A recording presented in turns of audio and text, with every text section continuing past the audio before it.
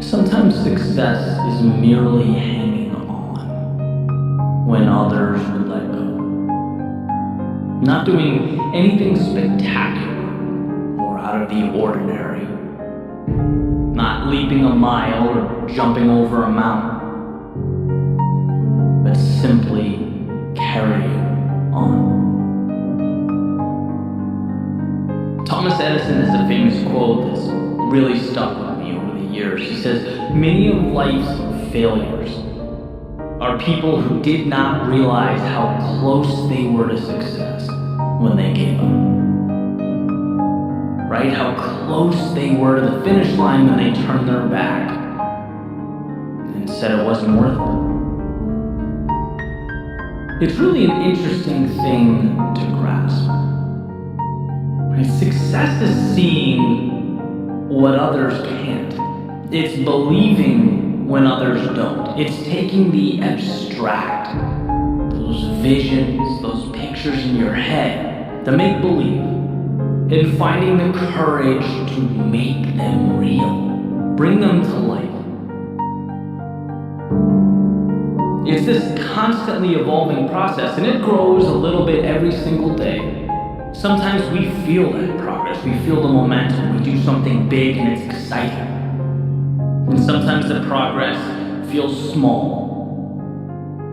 And then there are times when we get knocked down and we don't see it at all. We feel like because we weren't validated that we lost. That we failed, that it wasn't enough. We forget that's part of the process, that progress is a journey. And it goes when you go, and it stops when you stop. Just like that famous Dalai Lama quote, right? The only way to fail is to quit. Period. No one ever stops because they can't. They stop because they decide to. They stop because they see that huge mountain and they think that's impossible. They forget it's only made of little rocks. They stop because they get so disheartened by the distance of the finish line that they forget it only takes a collection of little steps to get there. You don't have to leap the entire distance. You know, I've been there. Right? This is me speaking from experience. It took me years to figure it out. And even now, life is rapidly evolving. I've poured my heart into things that, let's be honest, no one cared about. I've invested in opportunities that fell apart right in front of me. And each time it felt like the end of the world. I've been lost, I've been unsure. Gotten up after things didn't go as planned, and it felt like a loser. I had to look myself in the mirror and pick myself back up off the floor. But there's one thing that I kept doing that I never thought twice about. And that's continuing on. Whether life lifted me up or it beat me down, my plan for tomorrow was always the same. Get up and try again. Keep going.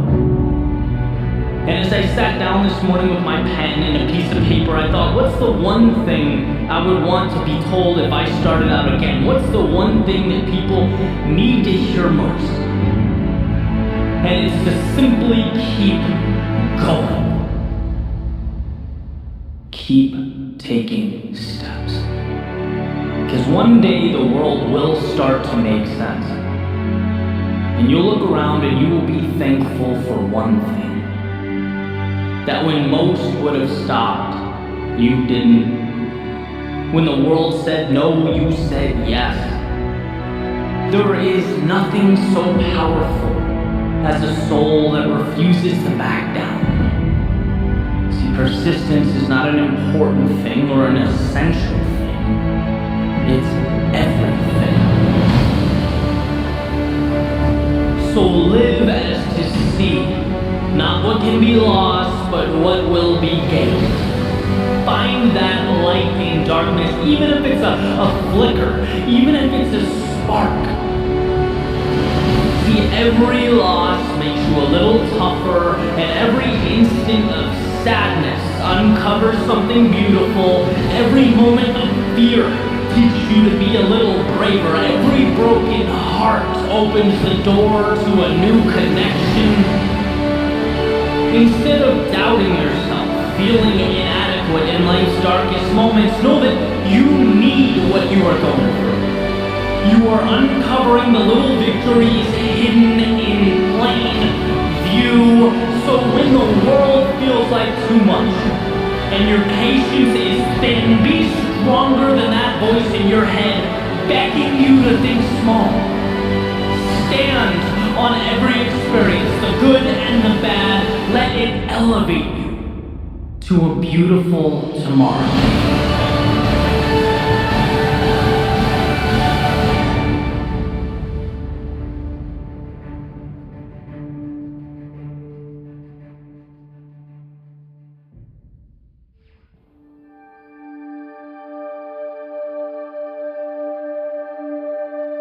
If there's time, then there's time to turn things around. If there is a tomorrow, then there is hope today. The only have-to-be's in life are the ones we prop up and adhere to. And how interesting that oftentimes we don't even realize we're the ones holding them up. There's a simple question that I like to ask as the sun comes up and the coffee brews. Am I living today like it's an obligation or something more? Is it an automatic continuation of the past or a methodical move towards a future that lights me up? And these aren't small distinctions.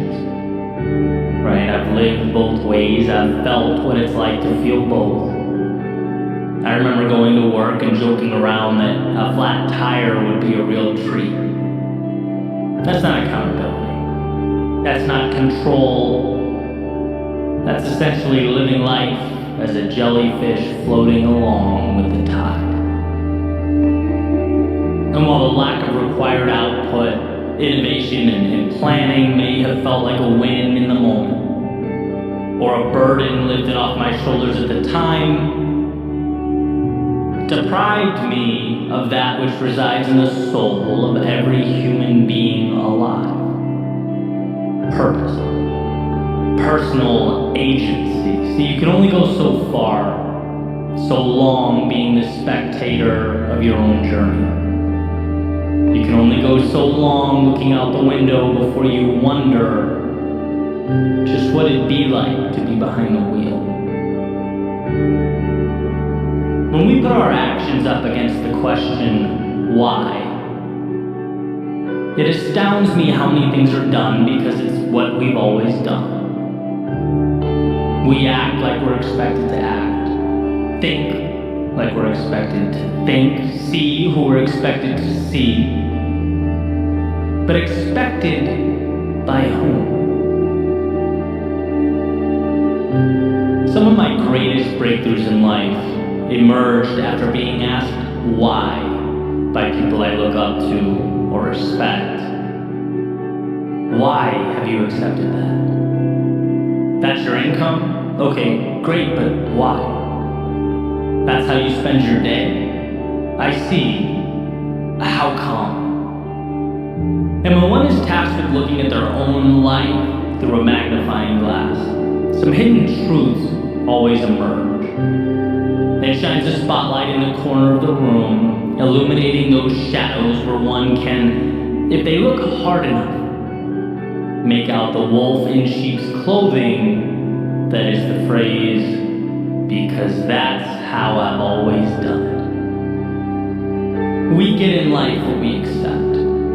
We are what we allow ourselves to be, and if we don't ask ourselves which mountain is worth climbing, which ocean is worth crossing, we simply float with the tides. We're at the mercy of the winds. We forfeit the mastery over our own lives that awaits if we're willing to take that wheel and navigate. So here are a few things to take with you. First is you are bound by nothing. The parameters you exist between are of your making. You can get in that car and drive. You can walk away and begin something new. You can entertain that vision that's been conveniently tucked away in the back of your mind.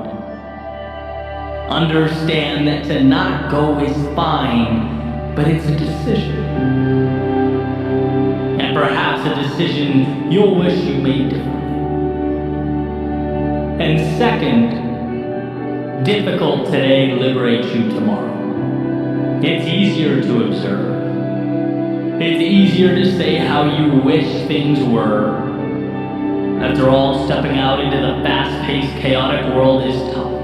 It's scary, it's unpredictable, but it's where you find yourself and the path that's calling your name. It's beyond the pins and needles, emerging as one jumps into the cold water, that they're able to find that evolution. If there's time, then there's time to turn things around. If there is a tomorrow, then there is hope today.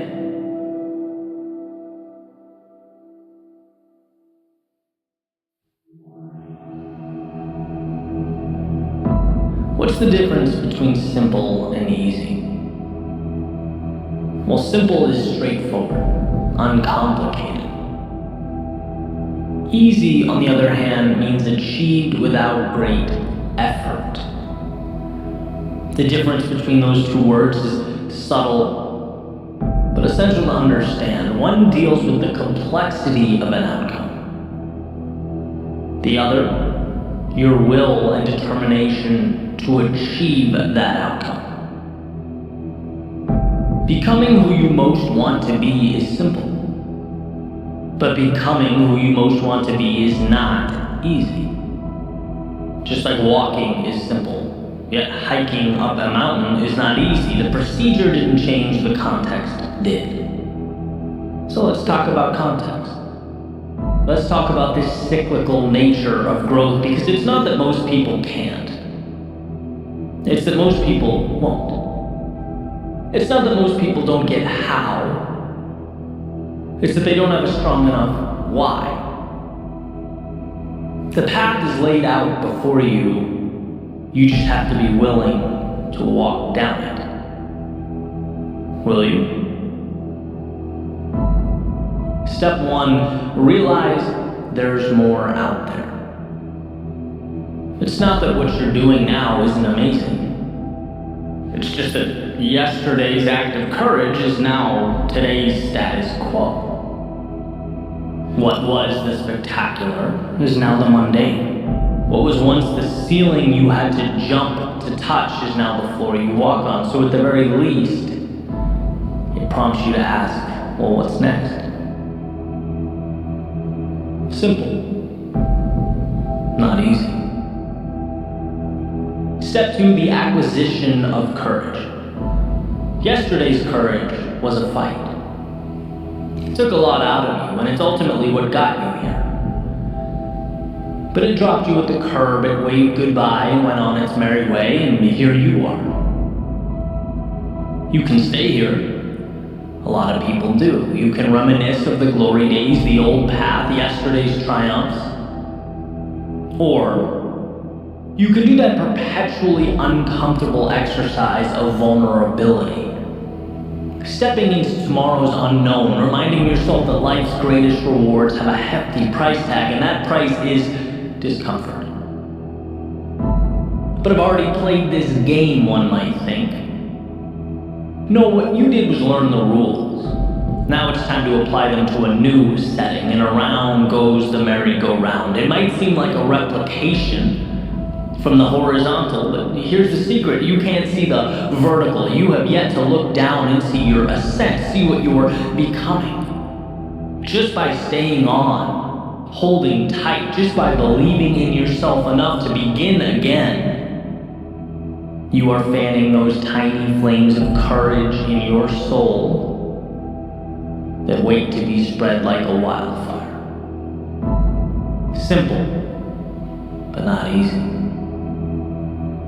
Step 3, mistakes. Now, of course, it's not the mistakes themselves you fear. It's what you think those mistakes will mean. Ridicule, embarrassment, lack of direction or identity, losing what you have, but here's the catch. When you realize the upside is greater than the downside, you liberate yourself. When you realize there's more to gain than to lose, your potential for greatness is born. How does one act on this? Mistakes. By making mistakes. By injecting yourself into the turbulence of progress. Our biology has not yet learned that the uncomfortable thing is the right thing, and that's why you get resistance. That's why it hurts. And it's why few people will accomplish what you will. When it comes to your climb, every day is opposite day. When they run out, you're running in. When they play safe, you play for the victory. To become who you might be, you must learn how to get there. Mistakes are your curriculum. Simple, but not easy. Step 4, trust yourself. Okay, sure, no problem, easy. Well, yeah, it's easy when you're getting what you want. But evolution takes time, and there's nothing quite like giving and giving and giving and not getting. There's nothing quite like stepping up to the plate again and again and again and bringing no runners home. So how does one find the strength to continue walking up to the batter's box? Well, growth is exponential, and those swings and misses matter. The infield singles matter. Everything matters. Because it's all chiseling your future self out of stone. Nothing is dependent on the next at-bat, as much as all at-bats in the aggregate.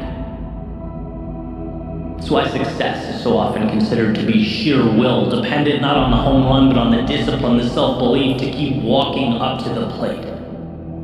Repetition and adjustment. Repetition and adjustment. Repeat and refine, repeat, refine. Those are the materials from which all things are made. Simple, but not easy.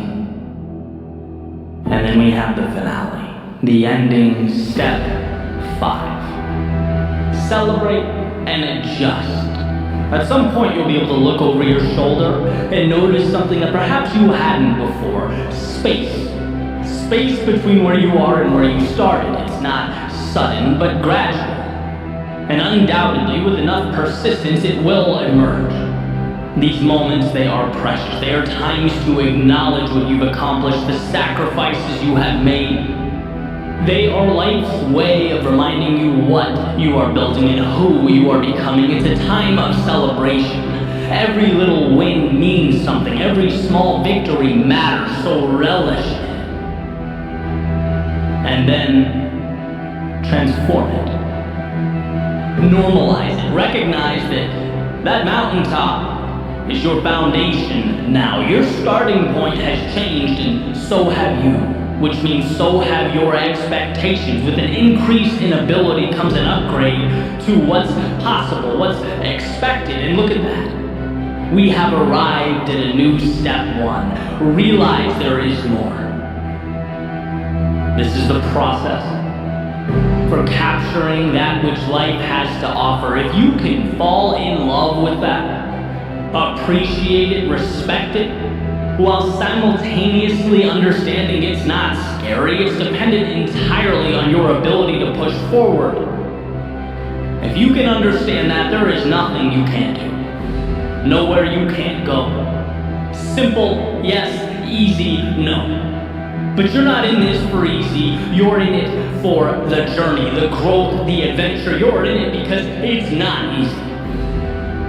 You'll see in time, as will the world, that this decision to endure was simply the best one you ever made.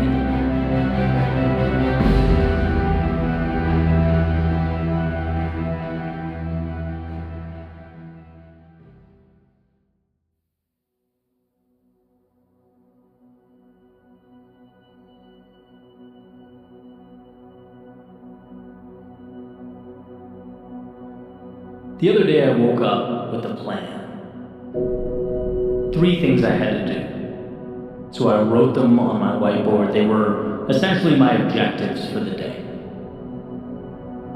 But it ended up being one of those days where things didn't unfold the way I anticipated. And for a variety of reasons, curveball after curveball, with some sloppy decision-making sprinkled in there. Eventually, morning became afternoon, afternoon became evening. I found myself exhausted and looking up at a whiteboard that was showing me I had accomplished none of the things listed. And I hate that feeling. Having clear objectives and not meeting them. Right? And so after dinner, I got a phone call, and I found myself talking about how I fell short, getting it all off my chest, letting it all out there.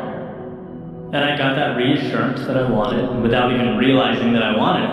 Right? The voice said back to me, Eddie, this happens. It's not a big deal in the grand scheme of things. No one's perfect. You put a lot of pressure on yourself. Tomorrow's a new day, right? That type of thing. And it's like, okay, exhale, time for bed. And the next morning, I was outside relaxing, doing some thinking, and came to this point. And you'll see how these dots connect here in a second. But essentially, I see life as a staircase, right? Where we thrust ourselves out into discomfort, into chaos. And then amidst the storm, we're forced to grow. We step into shoes we were once unable to fill. And what was once bigger than us is now normal. It's every day. It's ordinary because we fought for it. We pushed ourselves through. That's evolution. But now, guess what? That old ceiling has become the floor. It's time to evolve. It's time for that next step in the staircase. Time to thrust ourselves back into the chaos of life so that we can again tame something bigger than us. Take the next intimidating thing and make it commonplace. And as I sat there outside thinking, I found myself to be at that next step, ready to leap out again into the tumultuous winds of life. But this time it felt different. There's an intersection, and I talk about it often, of doing what adds value to the world and doing what makes you content personally. Okay, I think where those two things meet is peak living. That's where the magic happens. And I'm fortunate enough that these thoughts, speeches, episodes, videos, whatever you want to call them, on some days literally reach over 200,000 people. And that's not meant to be a humble brag or anything like that. It's just, to me, so incredible that I can't process it, right? I get emotional thinking about it. My dream is to add value to other people. Provide that little lift that might help someone look at their own problems differently. Maybe see a path when before they were unable to. That's what it's all about. And then, in addition to that, a parallel track on a personal level, feeling like I'm growing and evolving as well. Constantly stepping up those stairs one by one. Having the courage to continue fighting those unknowns and making sense of life's complexities. That's why so many of you are on this journey with me. And so as I looked up at that next step, and it felt bigger than it ever had before, I knew the task needed to be bigger than it's ever been, which would require of me one of the biggest changes I've ever made, and that scared me to death, knowing that in order for something to be born, something must die, something must be left behind. I've been stepping forward for years, and thank God for that, but now it was time for a leap. And so back to that whiteboard I mentioned earlier. If you hang in with me long enough, I usually come full circle. Right, back to the list of goals I missed, the bad day. Why am I so fixated on that? Well, it has nothing to do with the day itself. Everyone swings and misses from time to time. It has nothing to do with those 3 goals. Everyone falls short here and there. That's part of life. It's about the person I want to be as I endure those turbulent times. It's about the strength to handle my own chaos and battles differently. Before you can lead others, you need to lead yourself. And that means being vulnerable. It means being honest. It means looking in the mirror and asking yourself the tough questions. It means being stronger than I've ever been. There will be times that require of me that I push forward without having to hear from my parents or girlfriend or buddies that everything's all right. The next step requires that I trust myself to be the guy in my own life. To have impact in the world, one must find strength within themselves where they didn't know it existed. This is a leveling up that I know is required for me to be more than I've ever been, stronger, bolder, more confident when I'm most fearful. There was a line I used to draw, separating me and the people I look up to. And the moment for me was a message. I knew it was time for me to mentally remove that line. You'll never be more than you envision yourself to be. It was time to be my own answer. Promote myself to that next level. From the kid with the dream to the man that makes it happen, it's time. It's just simply time. Even the ones I love, the ones closest to me, they can't provide that. It has to be internally derived from a place so deep that come hell or high water, it's happening. And telling people about my little misfortunes so that they can pat me on the head and tell me things are great, that's antithetical to what is required of me next. There is a level of courage and strength and excellence in all of us that lives at the bottom of this abyss that we must pull up with everything we have until it becomes intertwined with who we are and where we're headed. And as I sat there, I knew it to be true. I couldn't help but feel that change was about to happen, and it would stem directly from how I see myself. It would be the product of who I knew myself to be. And so now, most importantly, I present this question to you. Are you at that next step? Are you looking at a chasm that must be crossed? Were all your little decisions, all the courage and discipline and strength that you utilized to get here, that has positioned you for this moment, is it telling you something is next? Is it time to dig deeper and be more than you have ever in your life been? And my example, by the way, was not about holding in our problems or dismissing those around us. Asking for help when we need help is courage. The small circle we surround ourselves with is a direct reflection of who we are. No, for me it was about being the type of person who trusts myself to weather those storms. About moving with greater conviction. Graduating from going to be to is currently. That whiteboard, that phone call was the turning point and nothing more. And my example may fit your life like a glove. You may think, wow, that's exactly the lens I need right now. But maybe it's not. Maybe your situation is a little different. Maybe the road you're on is newer, less traveled. Maybe it's the courage to take that first step, to play the student. Perfect. Because whatever it is, as you look up at that next step, what matters is that you know in your heart and soul that you have what it takes to become that person. It's not bigger than you, it is you. Someone once told me that the world will not believe it until you do. So believe. Believe it like your dreams depend on it, because as it turns out, they do. As it turns out, everything about your future is make-believe until you breathe life into it. Look around you at your current reality.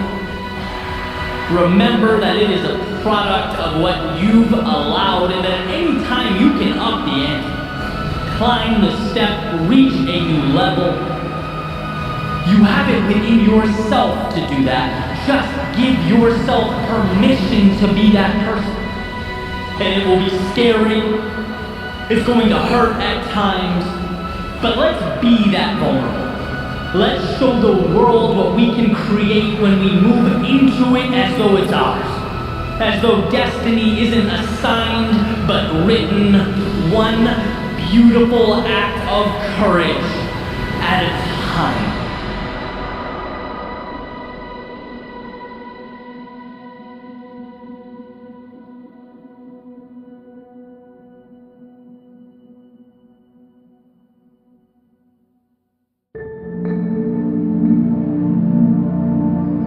Can life change in a day? Well, what if we made today a day of action? Of being decisive, of promising ourselves that our goal or objective is to make a single move, however small. What if today action is king? And we live by the notion that whether the result of our courage is good or bad, whether it's the result we hoped for or the one that we didn't, at least now we have something to work off of. And that means we've moved beyond where we started. What if today we live by the notion that a vision can change our lives? But a vision without that small step is powerless. And today we take that small step. It's easy to forget how good progress feels. How incredible it is to know that we're moving towards something meaningful in our lives. Something that we chose, that we're building. We had the courage to break life down so that piece by piece we could build it back up. We are our happiest when we are progressing. We're designed to map out the unknown, unexplored territory to make it our own. We're not just flesh and bone, but travelers with godlike capability of seeing that which is not yet there. And with an idea and courage, there's nothing we can't do. And that's why when we stop seeing infinite opportunity, when we pretend that settling is okay, that the status quo is enough, we know deep down in our souls that something's missing. We need the next door to unlock. So today, let's find just one door that we can open. And remind yourself of the shock wave that goes through your system when inspiration guides an idea and progress turns that idea into reality, because momentum connects every aspect of life.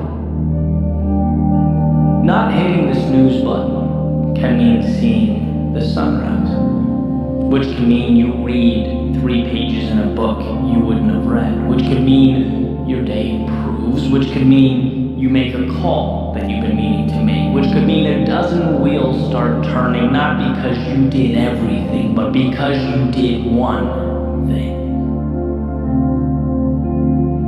Today can be the day that changes your life. And you don't even need the miraculous to make that happen. You just need to push back against the normalcy of your everyday. Create little microcosms of chaos that you can tame, you can understand, make your own, and then stack on top of each other. Today, treat that little voice of unease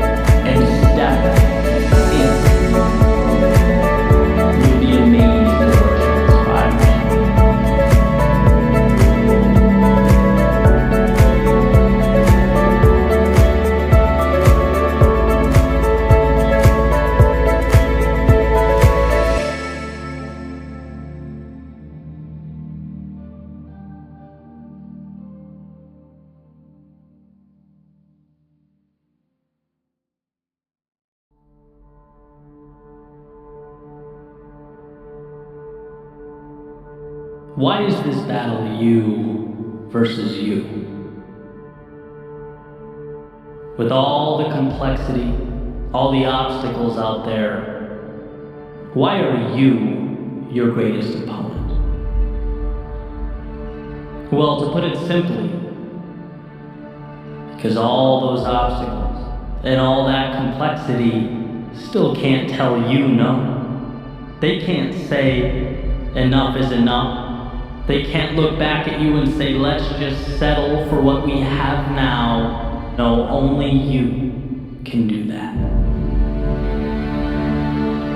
The world may create the landscape.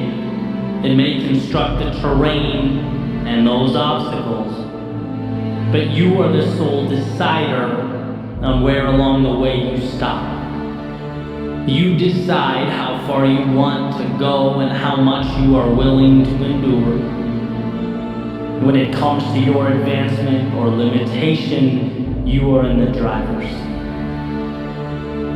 I just picked up a copy of Will Smith's recent book, and one of the ideas that stood out to me was resilience. And this part in the book, it's actually kind of uncomfortable to get through, but incredibly powerful. He's talking about his childhood and the polarity of his father's personality. A man who would do anything to provide for his family.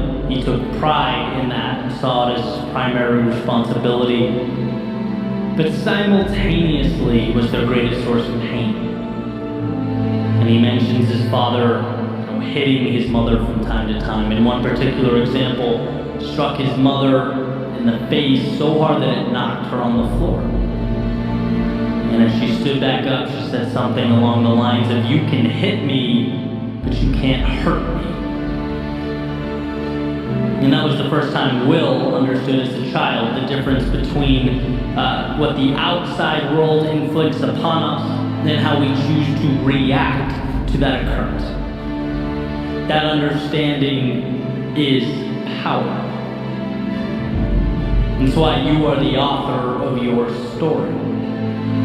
In the sense that every single thing dropped at your feet, every situation, every occurrence, they come with an implicit question attached, a question that you and only you are responsible for answering. The question is, what does this mean? And how you respond to that question determines whether you go left or right at that metaphorical fork in the road. Does the occurrence detract from your ambitions, or is it a multiplier? Does it confirm your doubts and insecurities, or is it your reason to rise to the occasion? An opportunity to stretch, to evolve. That's a gift. That's an invite. Not some sort of divine punishment. But the challenge is removing the layers until you arrive at the valley. And it's hard. But you get there by saying yes. You get there by choosing to see the valley. And here's a quick example. My favorite thing about athletics, which was, for me, a ton of running. Now I throw more interval training in there, but the same concepts apply. It's a chance to remind myself that I don't negotiate with my weakness. I don't give myself an opportunity to rationalize with the voice that wants me to quit. That question, that fork in the road, I answered it. I charted its course before the workout started. Knowing this is going to be uncomfortable at times, but it's where I need to go. There will be no more thinking from here on out. And so today's workout, for example, switching deadlifts, burpees, to squats, to core, you don't think. You see the next requirement, the next task, and you simply say yes. You don't need your mind for this. In fact, you go before your mind even knows where it's going, because that dotted line has already been signed. And that was the breakthrough for me. When you separate what you have to do with the hurt associated with doing that thing, you free yourself. At After all, what's there to hold you back if you can't talk yourself out of doing things? See, we tend to think our greatest adversity is the pain, or the confusion, or the unknown. But it's like, no, those are the byproducts of doing anything of significance. The adversary is the voice that begs you to slow down because of those things. And if you can figure out in your own life how to create space between the two, how to separate the task and the discomfort often brought about by the task, there's nothing that will ever be able to slow you down. And look, I'm not saying that you walk around without ever utilizing the power of that brilliant mind you possess. The one's ability to think is everything. But what I am saying is there is a time to shut it off. There is a time in which, to avoid overthinking, we simplify. Action, reaction. One more mile, okay, end of story. 1 minute of jump squats next, roger that, period. It's taking the emotion out of the process, refusing to leave the door cracked for the inner dialogue that says, hey, maybe you don't do this, maybe you slow down, are you sure you can handle what's next? No, all of that is tuned out. It's assignment, go, next, go, next, go. You know this is the right thing. You did your thinking before grabbing the sword, shield, and stepping into the arena. Now guess what? It's instinct. It's doing what has to be done. And what has to be done hurts. And look, you didn't have to accept that. You didn't have to step in. You could have stayed home, but somewhere along the way you looked in the mirror and said, the difficult path is the one with the value. And now here you are, face to face with hungry lions, clashing swords with your adversaries. There's no turning back now. Now is when you parse out pain from the objective. The pain is now part of the audience. It's not with you or in you, it's watching from above as you do what you came here to do. So yes, those swords clash, but the eyes remain focused on what's ahead. And yes, those lions roar, but that's background noise. When you simplify your world into objective and action, objective, action, objective, action, there is time for nothing but forward progress. And sometimes that is all that is required of us. In the face of adversity, in the face of pain, self-doubt, in the face of discomfort, can you break your world down into nothing but one single step forward? One more set, one more rep, one more session, one more attempt, just one more.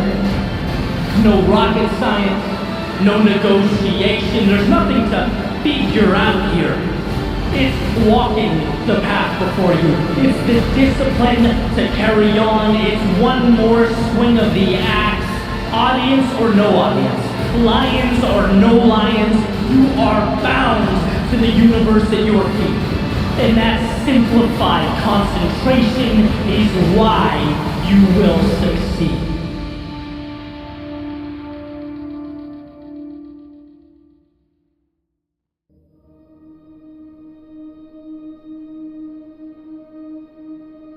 The road to this moment wasn't an easy one. There were times where you thought you knew, but simply didn't. There were plans made that drastically differed from the ones fate had prepared. There were days that made you question yourself, your beliefs, that made you ask, what is my purpose? Look, to live is to have felt these things, asked these questions, to have seen firsthand the discrepancy between what we draw up and how life unfolds. And I think about this discrepancy often. The swings and misses, they hurt. You know, that quick shiver you feel down your spine when thinking about the wrong turns made. The tugging at your heartstrings when reflecting back on things said, or perhaps worse, left unsaid. It's easy to get lost in that feedback loop, letting the past dictate the present, letting yesterday define today. But here's what I've come to see as the truth. To experience the things that make life beautiful, we have to be vulnerable in a way we otherwise wouldn't. Open ourselves up to an unknown that, we could have skipped altogether if we really wanted to. All that pain, all that hurt the past provided could very easily be the reason you shut down, the reason you play small. That hell you walked through could be your justification for never stepping out into the chaos of life again. That would, at first glance, appear to make sense. Seem ideal, even. But that pain could also be the reason you look around you and say, after all that, after experiencing everything life threw at me, I'm still here. And as I stand here now, I'm looking out at an array of possibility that is infinite. I'm equipped with an understanding and a worldview that was once foreign to me. I'm armed with a perspective that has changed my life for the better. By stepping out into the often dangerous, brutal, unforgiving world, I have elevated myself. And that has made all the difference. And while it may feel intuitive to run from a reiteration of yesterday's pain, it's wisdom that urges us to instead use that pain as a multiplier. The key to something more, something miraculous. Not to cower because we once endured it, but to stand tall because we overcame it. And that's what we often miss. We can think back to the adversity, sure, but we're often unable to see how that adversity shaped us. Our own strength is never going to scream out at us. It's never going to let us know it's there. We have to take the time to acknowledge its presence. We have to peer over our shoulders to see how far we've traveled. We'll always have obstacles before us. But if we don't stop and assess, we won't see that the obstacles have gotten bigger. Not because life's gotten harder, but because our own evolution has permitted us to step into bigger arenas. It has equipped us to take on larger adversaries. A simple willingness to be vulnerable has become the flame that lit up your soul. So the question is, will you step out? Will you see that vulnerability not as a crack in the foundation or a chink in the armor, but as strength? To love, it requires accepting a susceptibility to being hurt. To play the game requires an acceptance that you just might come up short. To bet on yourself means understanding that you might fall right on your face. To want more than you have now means acknowledging that you might be humbled along the way. This is what it means to live. Giving a piece of yourself in order to acquire that which means the most. The torture is often counterintuitive willingness to step out into the darkness of night when your heart races and your mind moves 1,000,000 miles a minute. That's vulnerable. That is power. And it's an investment in a tomorrow that otherwise would not have been available to you. You are not your past. You are the wisdom derived from its lessons, the courage removed from its trials, and the hurt that was perhaps at one point the only thing you felt. It's not your reason to shrink into yourself. It's your reason to step back out. To say to the universe, I have the strength to again dance with the unknown. To risk the short-term discomforts that life often hands out like candy in exchange for the chance years from now to look at your reflection and say, I got back up. I did the hard thing. I followed my heart. I wandered into that darkness to obtain the wondrous reality that is, for a time concealed. I did that. So love again. Grow again. Try again. Build again. Believe again. See again. Feel again. Step out into the world again. This is who you are.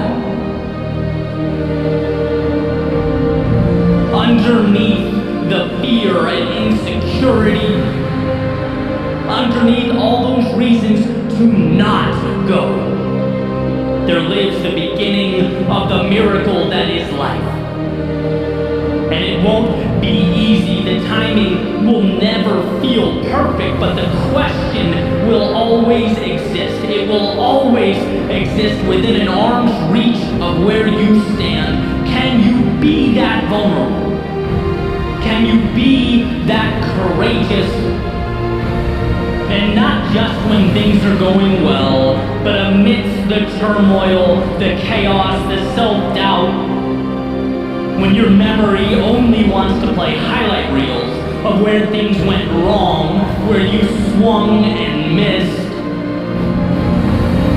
Will you choose to see those moments not as the chains that confine you, but as the strength that elevates you? Will you be vulnerable enough to give away some of you in order to expand and transform all of you?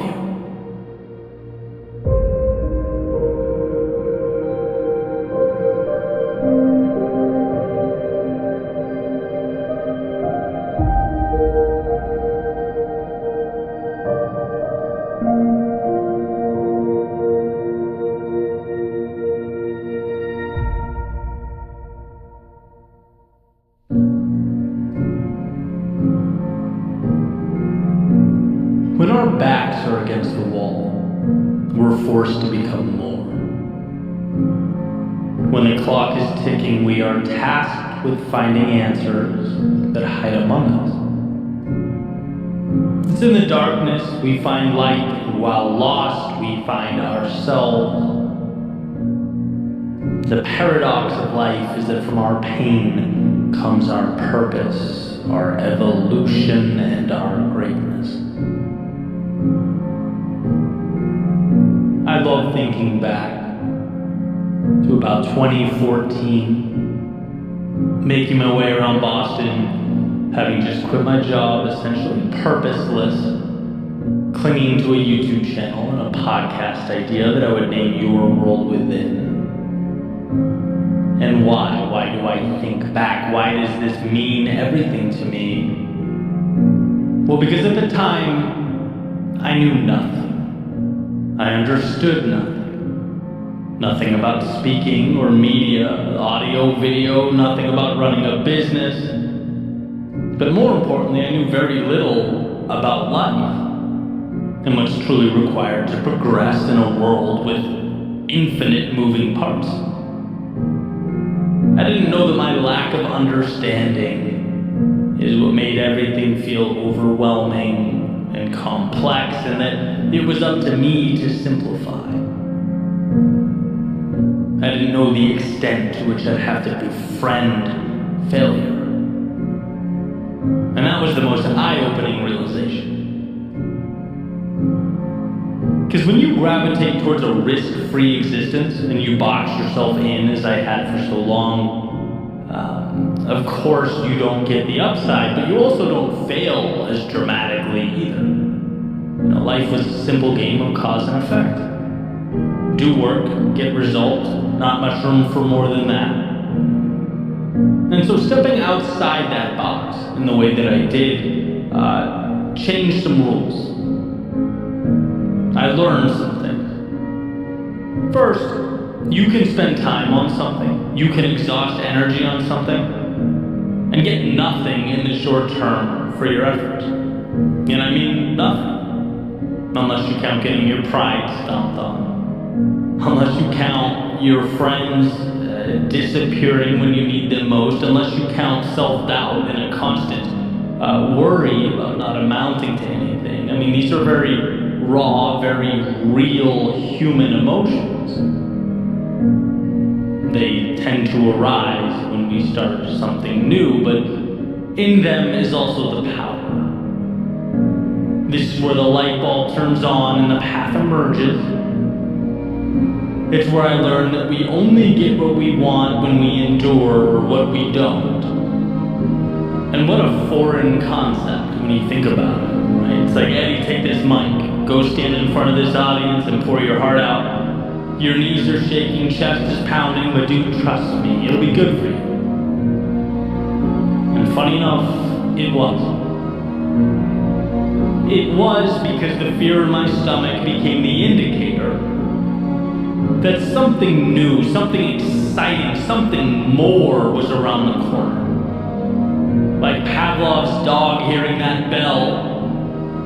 Anytime the fear kicked in, I could feel myself getting closer to something meaningful, to a higher version of myself.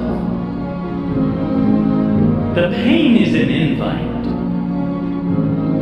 The sheer terror, and let's face it, that's what it feels like sometimes.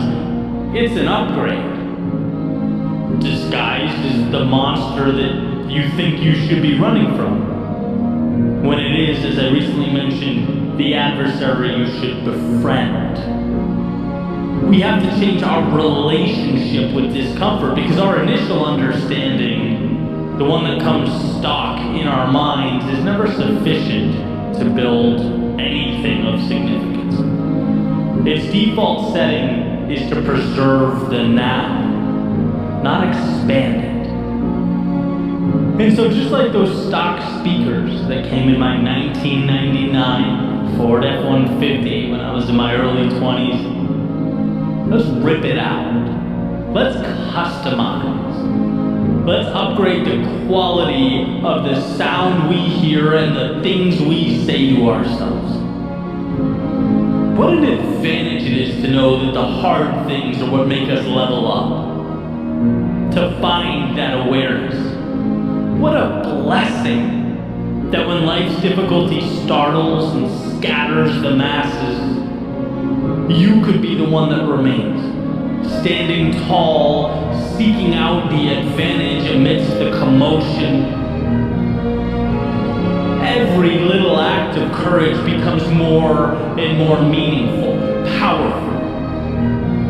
But we must lose ourselves to find ourselves.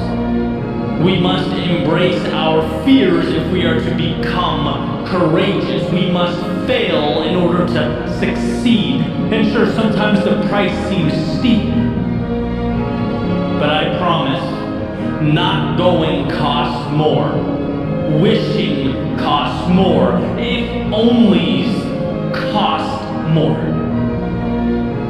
So maybe for you it isn't a YouTube channel or a speaking career. Maybe it's something totally different. But it is something.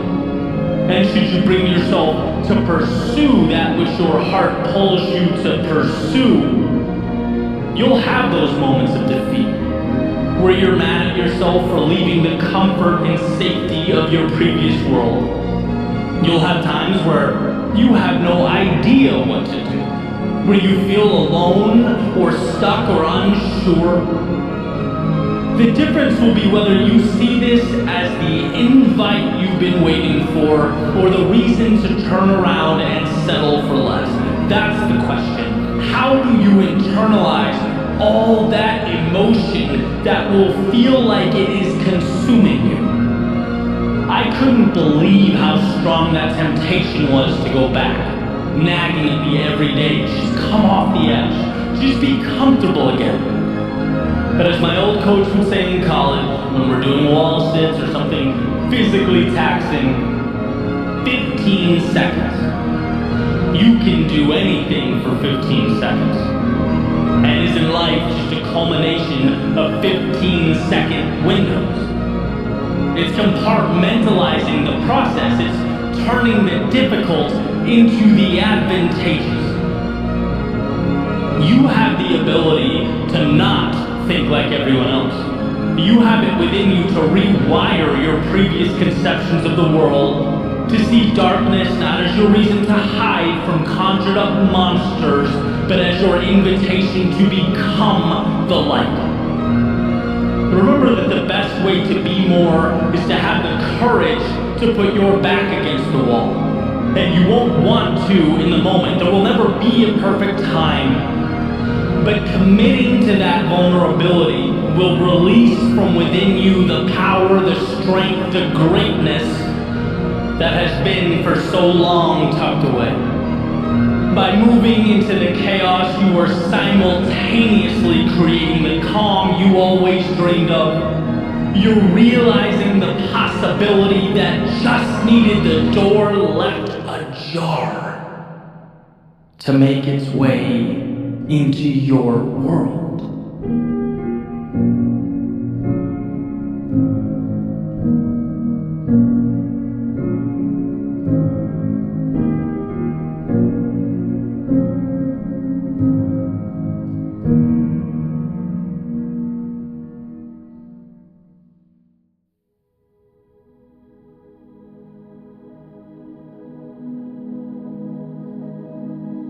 Don't you dare reach for your pocket, I told myself. In fact, take that phone and go put it in another room. Shut your internet off, set your devices to do not disturb, and think. Please, think. You are losing yourself to distraction. Or as Cal Newport puts it, we're in a world that demands more thought, more deep work than ever before, while we all simultaneously become more and more incapable of that focus. And to me, it feels like more than a chuckle at our outrageous screen time or a self-deprecating joke about how reliant we are on our phones, the dopamine hit. I think it's antithetical overall to what we need, to where we find our purpose. Which is a dichotomy that's frustratingly true with so many things. Like that balance. For me to have a digital business that means so much to me, that I'm so proud of, but also tiptoeing around that same digital world like it's a hungry lion capable of devouring me. That's a real feeling. It's water that's foundational for life, but in too large a quantity will kill. It's the sun that, while integral and responsible for this planet as we know it, also has no problem ending, anything that's too openly exposed to its rays, to its heat. There's always a sweet spot between too much and not enough. Right? That happy medium, that intersection is why we're all here. Because when I don't take time to deeply think, when I lose the big picture, I remain in a cycle of routine. And sometimes that's great. Like morning routine is great. I don't really have to think about it. I'm programmed. Things like driving a car, as Duhigg explains in The Power of Habit. Your foot stepping on the gas is involuntary, and thank God for that. But one must be able to step outside that loop and ask the big picture question. We have to make time to at least roughly chart the course. And it'll change. Life will present its obstacles, but we'll have at least parsed out what matters and what doesn't. When life is all habit and reflex, when you've lost the ability to examine the self because 1 minute alone with your thoughts is agonizing, well, you won't be able to see past the surface of who you are and what you're capable of. I want to be clear here, this is not me complaining about perhaps the most prosperous society ever to exist. This is me saying, there are some dangers that we way too easily overlook. That when you outsource your thinking, you outsource your future. And it's not hard to fall into that trap. I just referenced the book Deep Work a few minutes ago. I think it's one of the most important books someone can read in this day and age. Cal Newport talking about separating ourselves from distraction. And I remember the day I first listened to that book. I was sick, so I wasn't on my usual run. I was walking, and because of that, I felt this urge to, as the book was playing, to reach into my pocket and check for notifications. And it really was eye-opening. It's like we are scared to completely immerse ourselves in solitude. But solitude is where we uncover so much. Silence is where we hear what our souls have to say. It's where we understand who we are. My favorite Joseph Campbell quote, "The cave you fear holds the treasure you seek." And man, I hate to say it, but I think being alone, even for a short period of time, is that monster lurking in the cave. The one we're scared to confront, even though it's what we need. Solitude is the demon we are consistently masking in a constant influx of media and small talk and DMs and emails. That stuff has its value, but it's not real. In the sense that I find it disconnected from purpose. So here's something that I've been doing, and I would suggest that you give it a try. It's been certainly helpful in my life, and start small, even if it's 15 minutes, but take a walk by yourself. No phone. And it's challenging at first because, you want to be consuming something, even if it's, educational, valuable, still, right? No phone. Solitude. Think about life. Think about who you are. Think about what you've always wanted and where your current reality aligns. Think about how much you have and how lucky you are. Think about any or all of these things, but think. Let your mind go where, amidst the push and pull of life, you don't often let it wander. For example, some thoughts from my walk today. Some of it random, sporadic noise, some of it more valuable than others, but all of it valuable because the process in its entirety is valuable. I spent some time thinking about the week ahead, the things I'm excited about and how to prepare for them, and realized one of them I didn't want to do. I then had that debate with myself, well, do I not want to do it because it doesn't align with my goals or because it makes me uncomfortable? Came to the conclusion that I think it's the latter, so it's staying in my schedule, but I'll reassess. I thought about Florida. I consistently think about how lucky I am to be down here after living in so many cold places. It's just such a beautiful environment, and one that I don't take for granted. I thought about a statement I just heard from a professional athlete after his surgery, talking about how hard it was on him, but that he would rise from the ashes and he would have the best year of his life. And my mind went to one of the most important rules of leadership, that it's not about you or your rise or fall, right? To lead is to make it about the team, about the overall goal. And how grateful I was to come across that video, to see that and really dissect it. Sometimes the best ways we learn is by seeing what not to do, right? And I'll take that with me. I'll take that understanding with me on my own journey. Last thing I remember, I thought about some of the books I've been consuming. I've taken in an insane amount of books over the years, but I practically stopped reading physical books, right? And now I consume mostly on Audible or other audiobook methods. Maybe you wonder whether the value is equivalent, how much that varies from person to person, maybe something to research later, right? That's all I remember as I sit here now. But the point is, this is stuff that if I don't immerse myself in solitude and break through the barrier of boredom, I don't get to. And maybe you go through a week where you don't find much, but as the saying goes, right, one idea, one concept, one epiphany can truly change the dynamic of your life. It can change everything, right? There are answers just beyond the realm of distraction we operate in. Some of them pertain to trivialities like the audiobooks in the cold front. Some of them pertain to your goals and your development, who you are, where you're going, and how you'll get there. As Newport says, to simply wait and be bored has become a novel experience in modern life. And while his emphasis and focus is primarily on work and creating an environment to be productive, I want to suggest that it's not only our work that needs saving, but ourselves.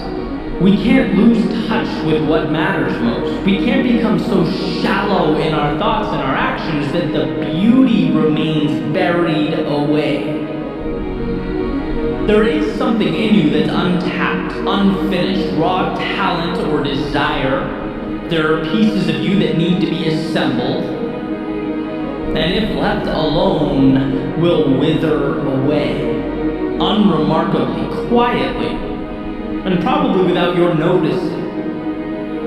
So my ask is that you think of this as more than, me cheering on long walks. It's not about the walks, right? It's about time alone with yourself and what that opens up for you. It's about recognizing the spaces we need to carve out from the outside world, so that when we re-enter the outside world, we know who we are. We understand where we're headed. We don't go where the wind blows. We are able, as the saying goes, to adjust our sails to get to our destination. All you need is more time with you.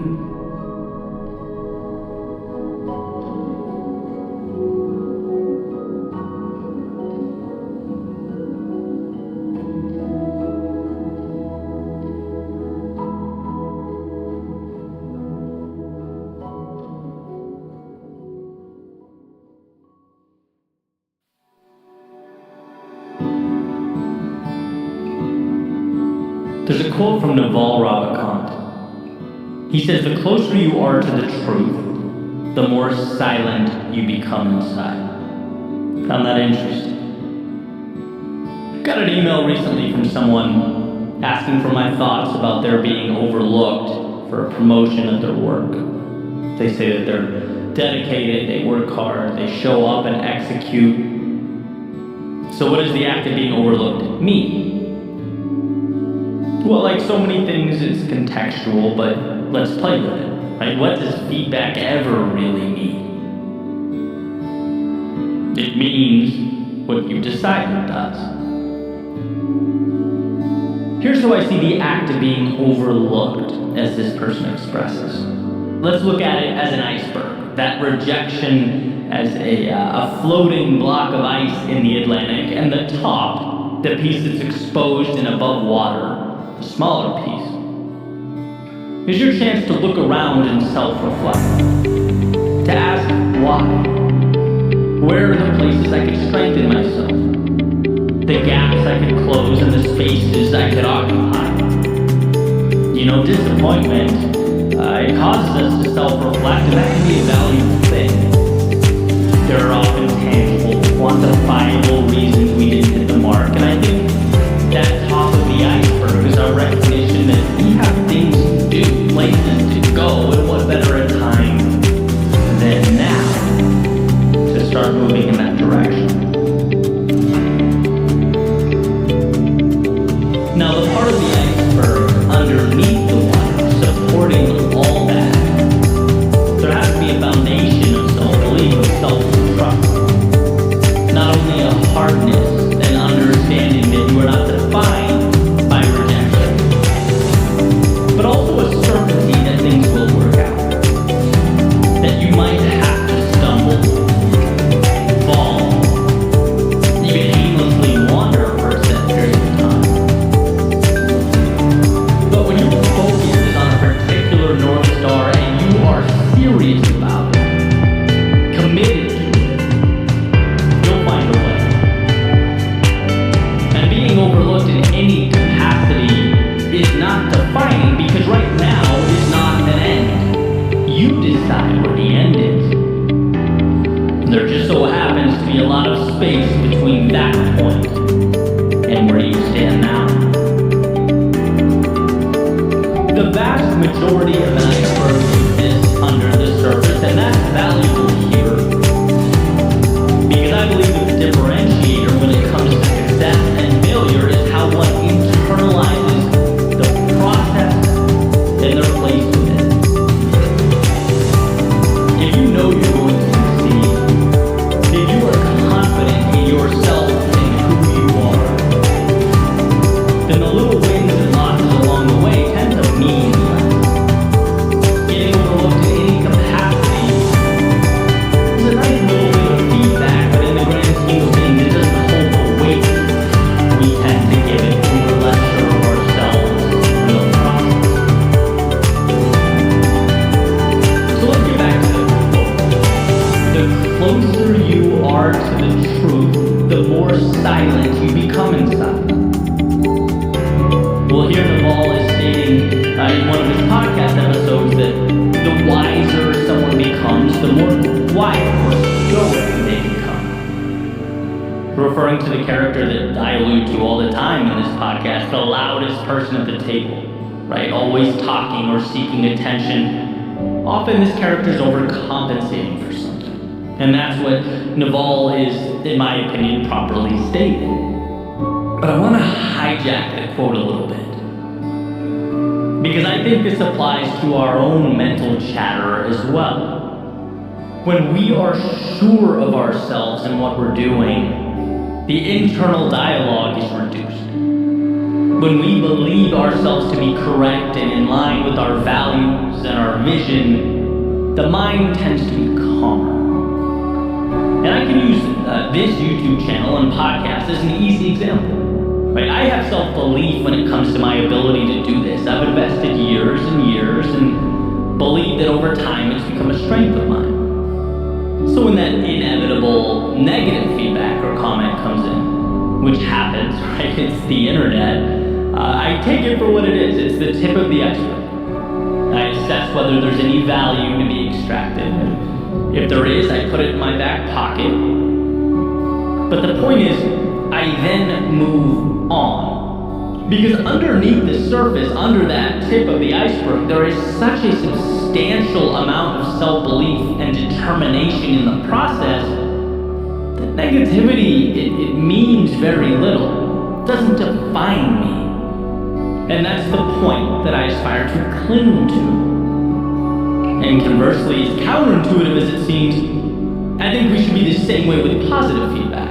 Right? Like when nice things are said, it makes us feel good and we should be grateful, sure. But the idea is the same. Examine, pocket the feedback, and move on. Because if we rely too extensively on good feedback for our self-worth and our sense of identity, it's going to be hard to avoid doing the same thing when the other stuff comes in. It's about having a vision and trusting yourself, right? This is not you versus the world. This is you versus you, and we can't forget that. It's a person committed, determined, on fire in their purpose, collecting data along the way to something greater. And look, sometimes that data comes in the form of being overlooked. It highlights ways you need to make yourself stronger and better. But sometimes it validates and recognizes your greatness, the value you're already adding to the world. Either way, you're moving forward because it's who you are.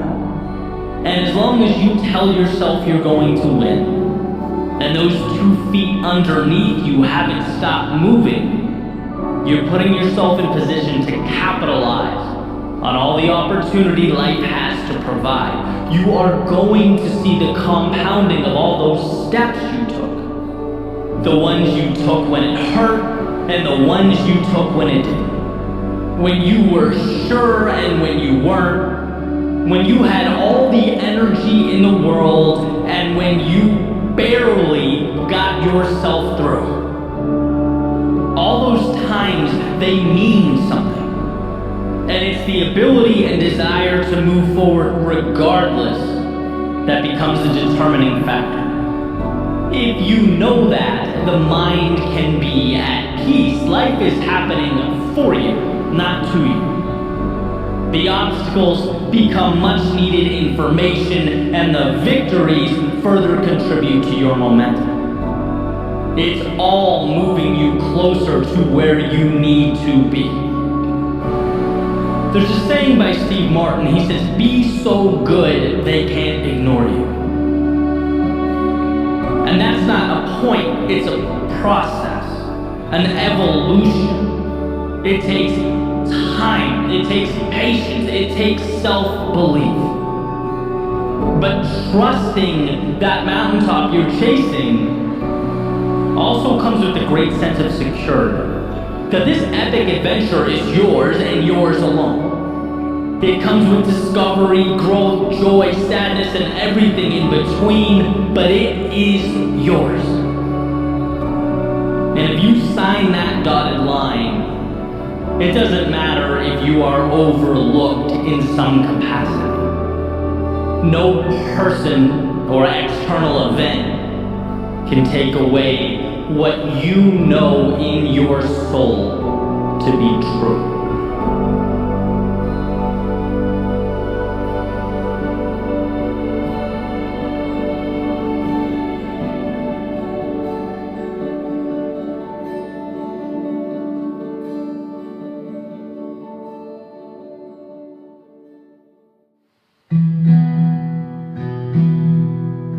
Sometimes the inspiration doesn't come to you. No, sometimes you have to go out and find it. When it hurts the most, when the deck seems stacked against you, when the road to travel seems to be longer than you can endure. These are the times we're tasked, not with waiting, but with creating. And those lows, they become highs because they force us to self-assess. To look around and say, I don't want to feel this way anymore. I'm done tolerating X, accepting Y, associating with Z, and so a bridge must be created to something. And your question is simply, what's that something going to look like? Here's what's interesting. Knowing what you don't want is often the beginning. It breathes life into a first step. Maybe you look up and you have no idea what step 2,000 or 3,000 looks like, and that's perfectly okay. You don't need to know exactly where you're headed, exactly what the top of the mountain will look like. What took me forever to figure out is knowing that here isn't right for you, wherever here is is enough, because it is the beginning. The engine that makes it all work. You don't owe explanations. Apologies aren't required of you. All you needed was that feeling in your stomach that more is out there, and perhaps you've been depriving yourself of it for a tad too long. You just need to leave scarcity behind and train your eyes to find the abundance you exist within. The other day I saw a quick interview Tiger Woods was giving. And I'm not really a big golf guy, but when the greats talk, I listen. And those who've been following him know that he's had kind of a rocky past, right? A very public, family situation to injuries, surgeries, a recent car accident. And you can only want someone like that to rise from the ashes, right? I feel like everyone's rooting for him to rediscover the dominance he once possessed. And basically in this interview, the interviewer's asking him about day one of the Masters, where Tiger played well enough to make the cut. He survived day one and was about to continue the tournament into the weekend, but it certainly wasn't the best golf he's ever played. And so upon reflecting on it, he says, and I'm paraphrasing, things aren't the way I'd like them to feel, but I've given myself a chance. And I love the way that sounded, right? Not just because it came from a man who's been metaphorically battling uphill for what feels like some time now, but because it's how we all reemerge from our adversity. It doesn't matter what happened yesterday. Your past, all of it, the ups and downs, the bumps and bruises, they've all brought you here. And if life is one giant tournament, you've made the cut. You get to play in your Masters. Tomorrow is coming. And it brings with it the chance to right the ship, to discover the undiscovered, to find yourself again. By showing up today, you've given yourself a chance, and that is the most powerful thing one can possess, a chance. I think too often we look at what we don't have. We spend our time focusing on the holes, the blank spaces, the gaps, instead of looking at the opportunity we've created to pivot wherever we deem necessary. The flexibility is the asset, but only valuable when we recognize and utilize it. And yeah, that can feel like a tall order when we are not at our best. When we're operating at a level that, let's say, is less than ideal. It's easy to see all the problems we're going through as supporting evidence that the world is bigger than us, that we are outmatched by life. But really, all these things that have come together to create our current state, they're nothing more than life providing you a chance. An opportunity to turn the page. And when Tiger, those lows, those setbacks, and perhaps even the personal anguish one would assume would accompany those things, they've given him the gift of now. And he recognizes that. Just like everything that has paved the way for you has done the same. It's created the conditions from which you can now grow, further evolve. It's providing a little nudge towards those things we need to do, but maybe sometimes drag our feet a little too long.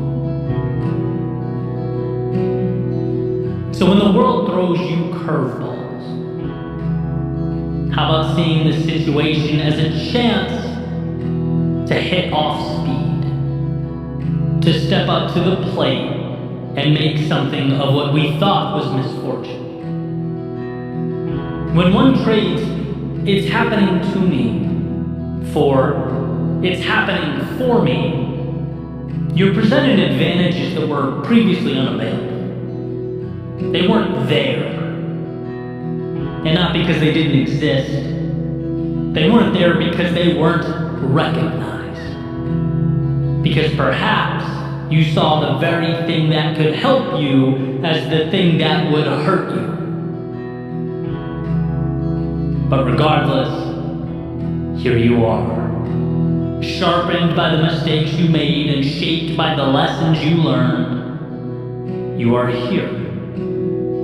Not to relive the past, but to create a new reality, write a new chapter, walk a new path. You are here.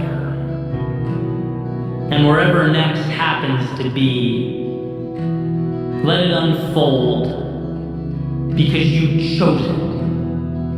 Let it evolve because it's who you are. Leave the stands and make your way to the stage, where sure, the stakes are higher, but so is the upside. I often talk about the power of looking over our shoulders at those highs and lows from time to time. Not because they have power over us, but because they have made us powerful. Look at all you've endured. See all that you've overcome, and for what? Well, to put it simply, for the gift currently at your fingertips. The chance to say years from now that sure, you lost yourself. Things became chaotic, confusing, convoluted. Maybe you were unsure. Maybe at times you even felt alone. But those times, the same times that could have kept you down, instead reminded you what you were capable of becoming. You don't get the light at the end of the tunnel without walking through the darkness. And so to remember that all this has unfolded to bring about something beautiful on the other side, well, that just might be the perspective that you've needed, that you've left behind. The world will only give you what you ask for, and so right here, right now, instead of accepting a continuation of your past, how about demanding an evolution of yourself? That game of life awaits. And so for your sake and the world's, don't be afraid to play.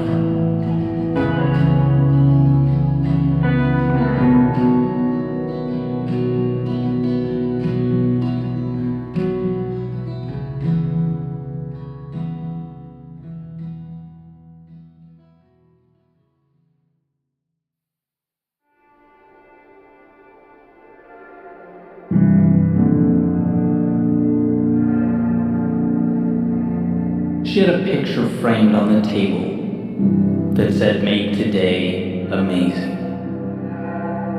Placed there to remind her just how much of life is a choice, how much we get to decide.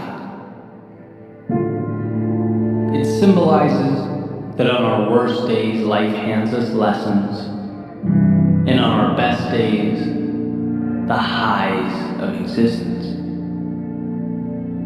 During our low points, currency, and during our high points, the chance to cash it all in. Yeah, make today amazing. Because today's are few and far between.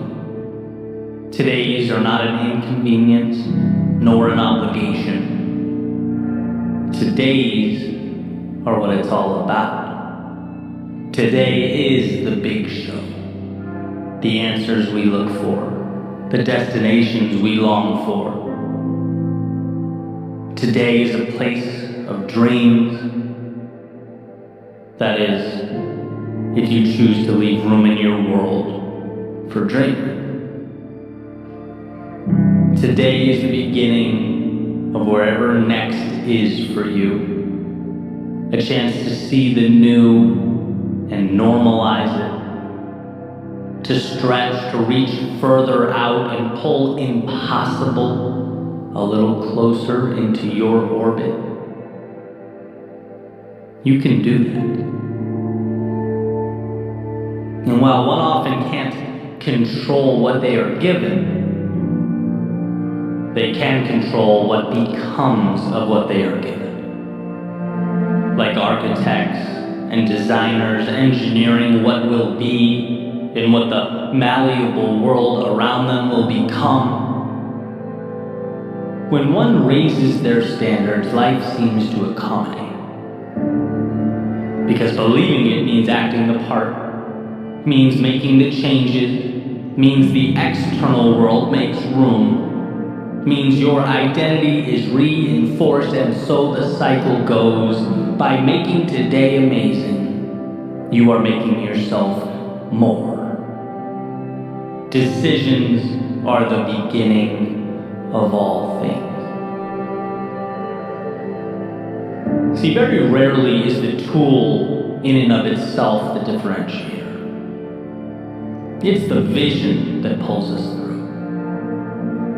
And if you take something arbitrary, say a hammer, there's no way to, based upon its existence, determine what it will mean or what will become of it. A hammer can be an agent of chaos. It can smash and shatter and destroy. It can be the thing used to tear down. Or it can be what builds. It can connect. It can alter and redefine so that something, when all is said and done, is brought into an existence that never was. It was never the tool. It was how the eyes viewed the tool. It was the vision that designated the roles that made today amazing. And the reason we all need this reminder, as far as I can tell, is because the difficult things just so happen to be the meaningful things. Because we are fighting not against some little rule or idea we picked up along the way. We are fighting against our DNA, against thousands and thousands of years of evolution. Because the fear that kept our ancestors alert and alive now in a totally new world keeps us contained and our towns minimized. The approval of others that kept us safe and secure as we once traveled the landscape in small groups, hunting and gathering, well, now it keeps us needlessly looking over our shoulders and craving acceptance. The unknowns that kept us out of the dark cave with the predator living in its shadows now keeps us confined, looking out at life's potential through self-made windows. We need to be reminded to make today amazing, because those things are quite the adversaries. Because our default is to just let the ship sail. Our default is to simply survive. After all, that is the standard and the rule by which living things abide. Make it another day. But I believe you are more than a living thing. The godlike ability to not just exist in a world, but create new ones is a miracle. Both a blessing and a responsibility. To drive towards a more fulfilled you, a happier you, a healthier you, a more complete you. But one must first become aware that around them exist the pieces required to build something never before seen. The vehicle to those far-off places that were once only dreams. thoughts, illusions. I've always believed that if it means something to you, it's not stupid. It warrants exploration. For even if the thought doesn't end up being all it was cracked up to be, even if it's not the destination, but only a stop along the way, it still pushes you to the next thing, and the next thing, and the next thing. It still moves you forward in this beautiful game of life. So decide. Decide to make today amazing. Choose to make it better. Let the obstacles lift you up and the momentum carry you towards something meaningful. When others stop and find reasons to doubt themselves, how about you find the small win buried, tucked away underneath it all? The little key that may do nothing more than get you through that next door. After all, sometimes that's what life's about.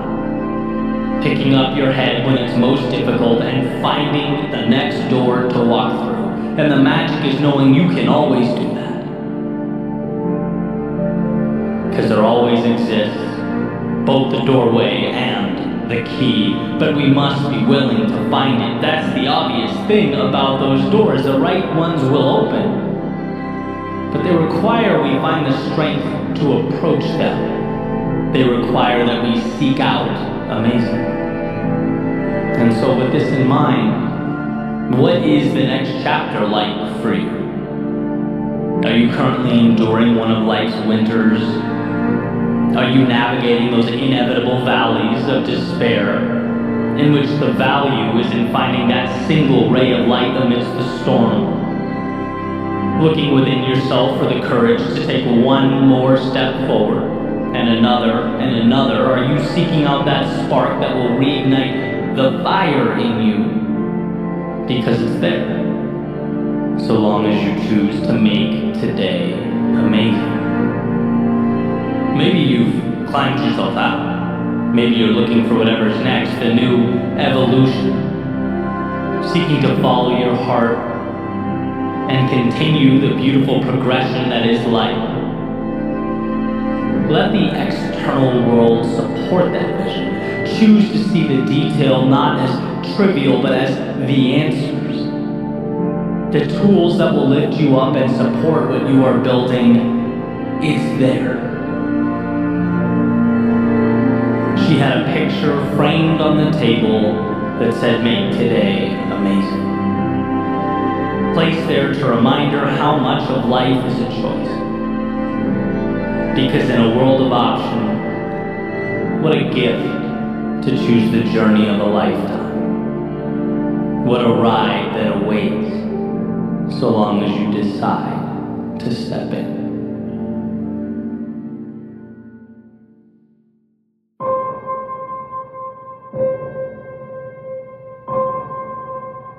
There's a quote attributed to Lincoln. He says, "Be sure to put your feet in the right place, then stand firm."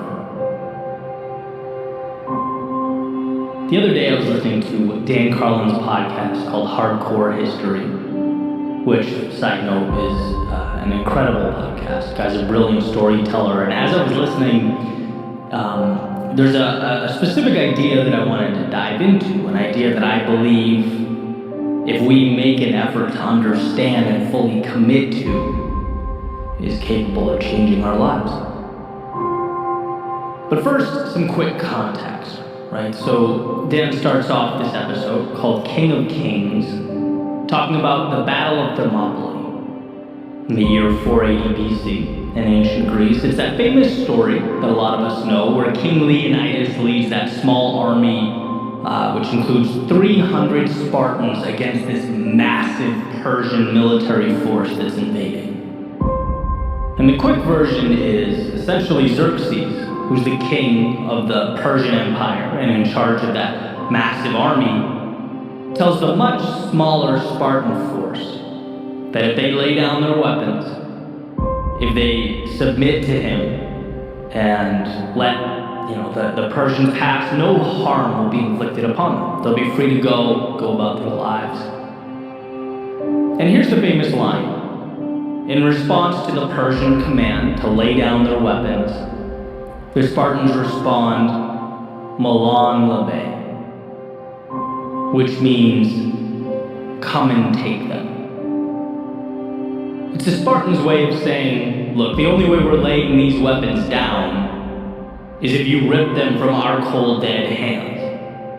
Right, with everything on the line, the odds stacked against them, the ground beneath them basically shaking from the march of a far superior fighting force moving directly towards their location, they would not let go of their opponent. They were fighting for something bigger.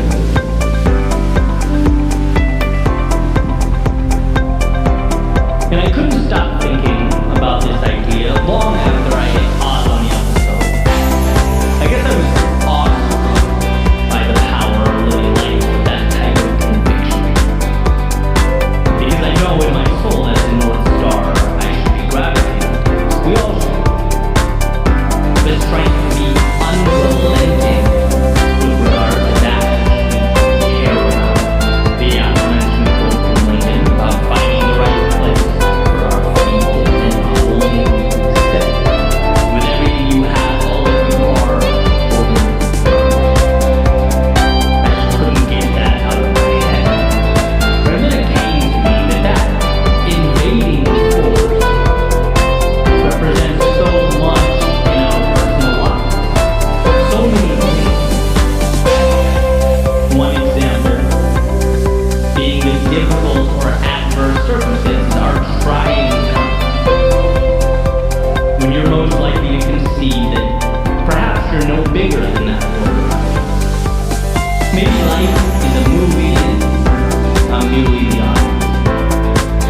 My job is to clap, laugh, dance, or cry. My cog in a wheel, a line in a script, powerless.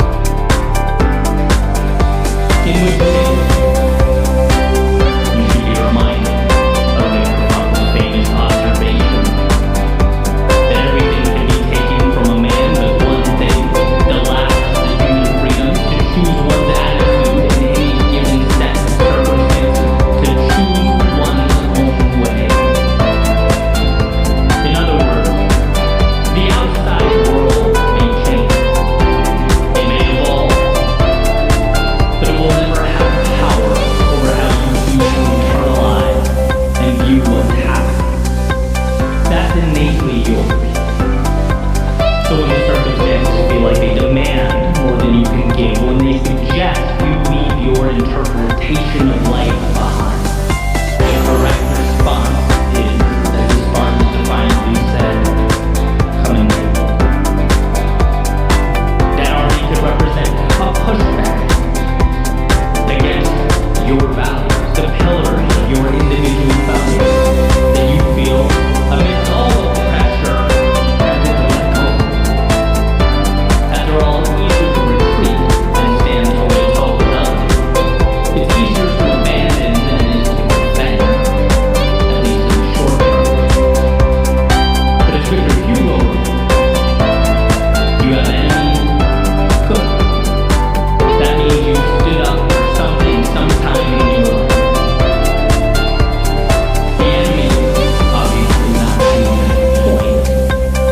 I'm a believer in the conservation of enemy approach to life. Allies pragmatically take you a lot further, but here's the reality.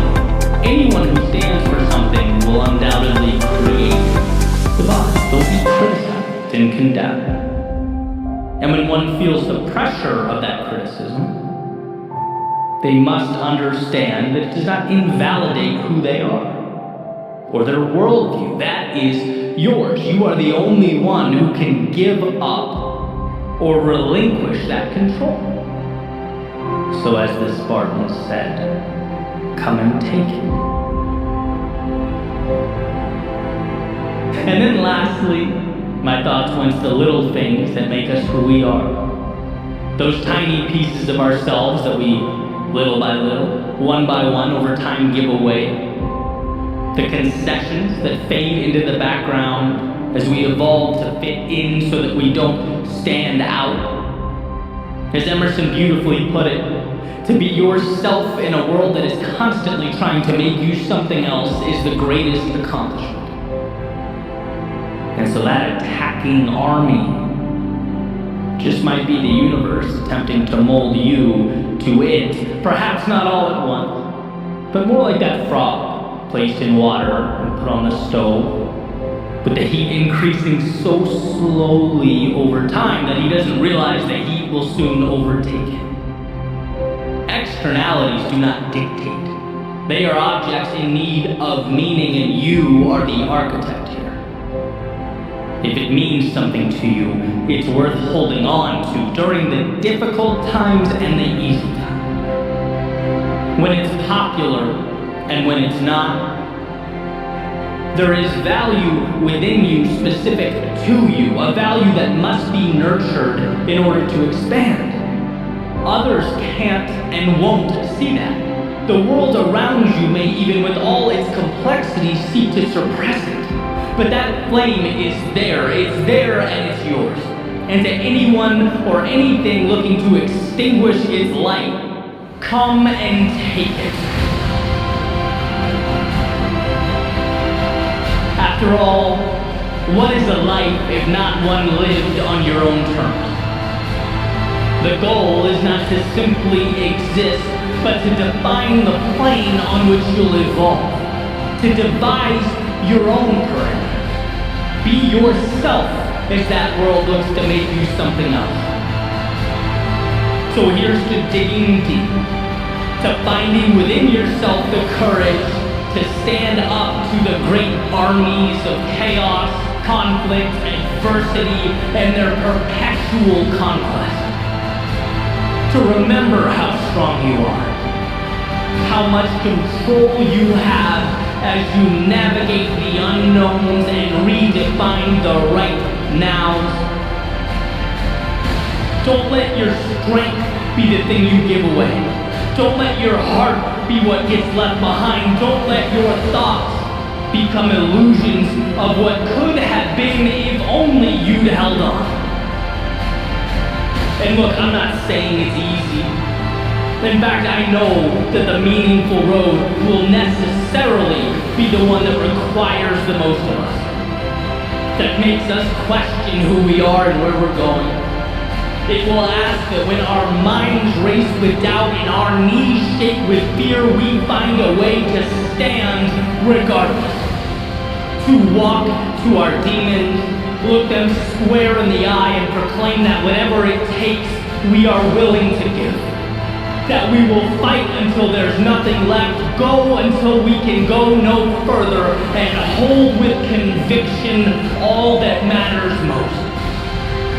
So the next time life demands that you fall back or bow down, the next time chaos emerges in the distance and asks only that you lay down your arms, here's to being strong enough, certain enough, courageous enough to say one thing and one thing only: come and take them.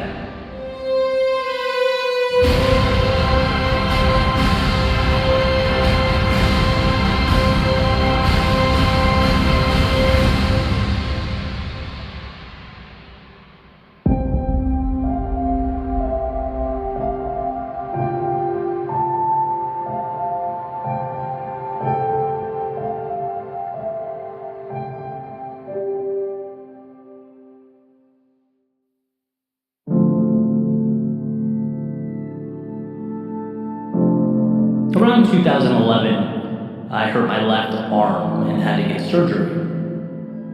So for a while, I was pretty limited as far as what I could do with my upper body, and that's really when I fell in love with running. I started doing it almost every day, sometimes those long runs outside, clear my mind, sort of reset a little bit. And sometimes I mix it up, hop on the treadmill and do my favorite workout, which was a pyramid, right? Where you break 10 minutes into 4 segments, 4, 3, 2, and 1, increasing in intensity with each segment, and then you start over. And that's where this whole idea comes from. It's this treadmill workout that I want to talk about, because there's a little ritual I picked up that I still implement to this day, and it was simple. At the very end of my workout or my run, I would always add 22 seconds.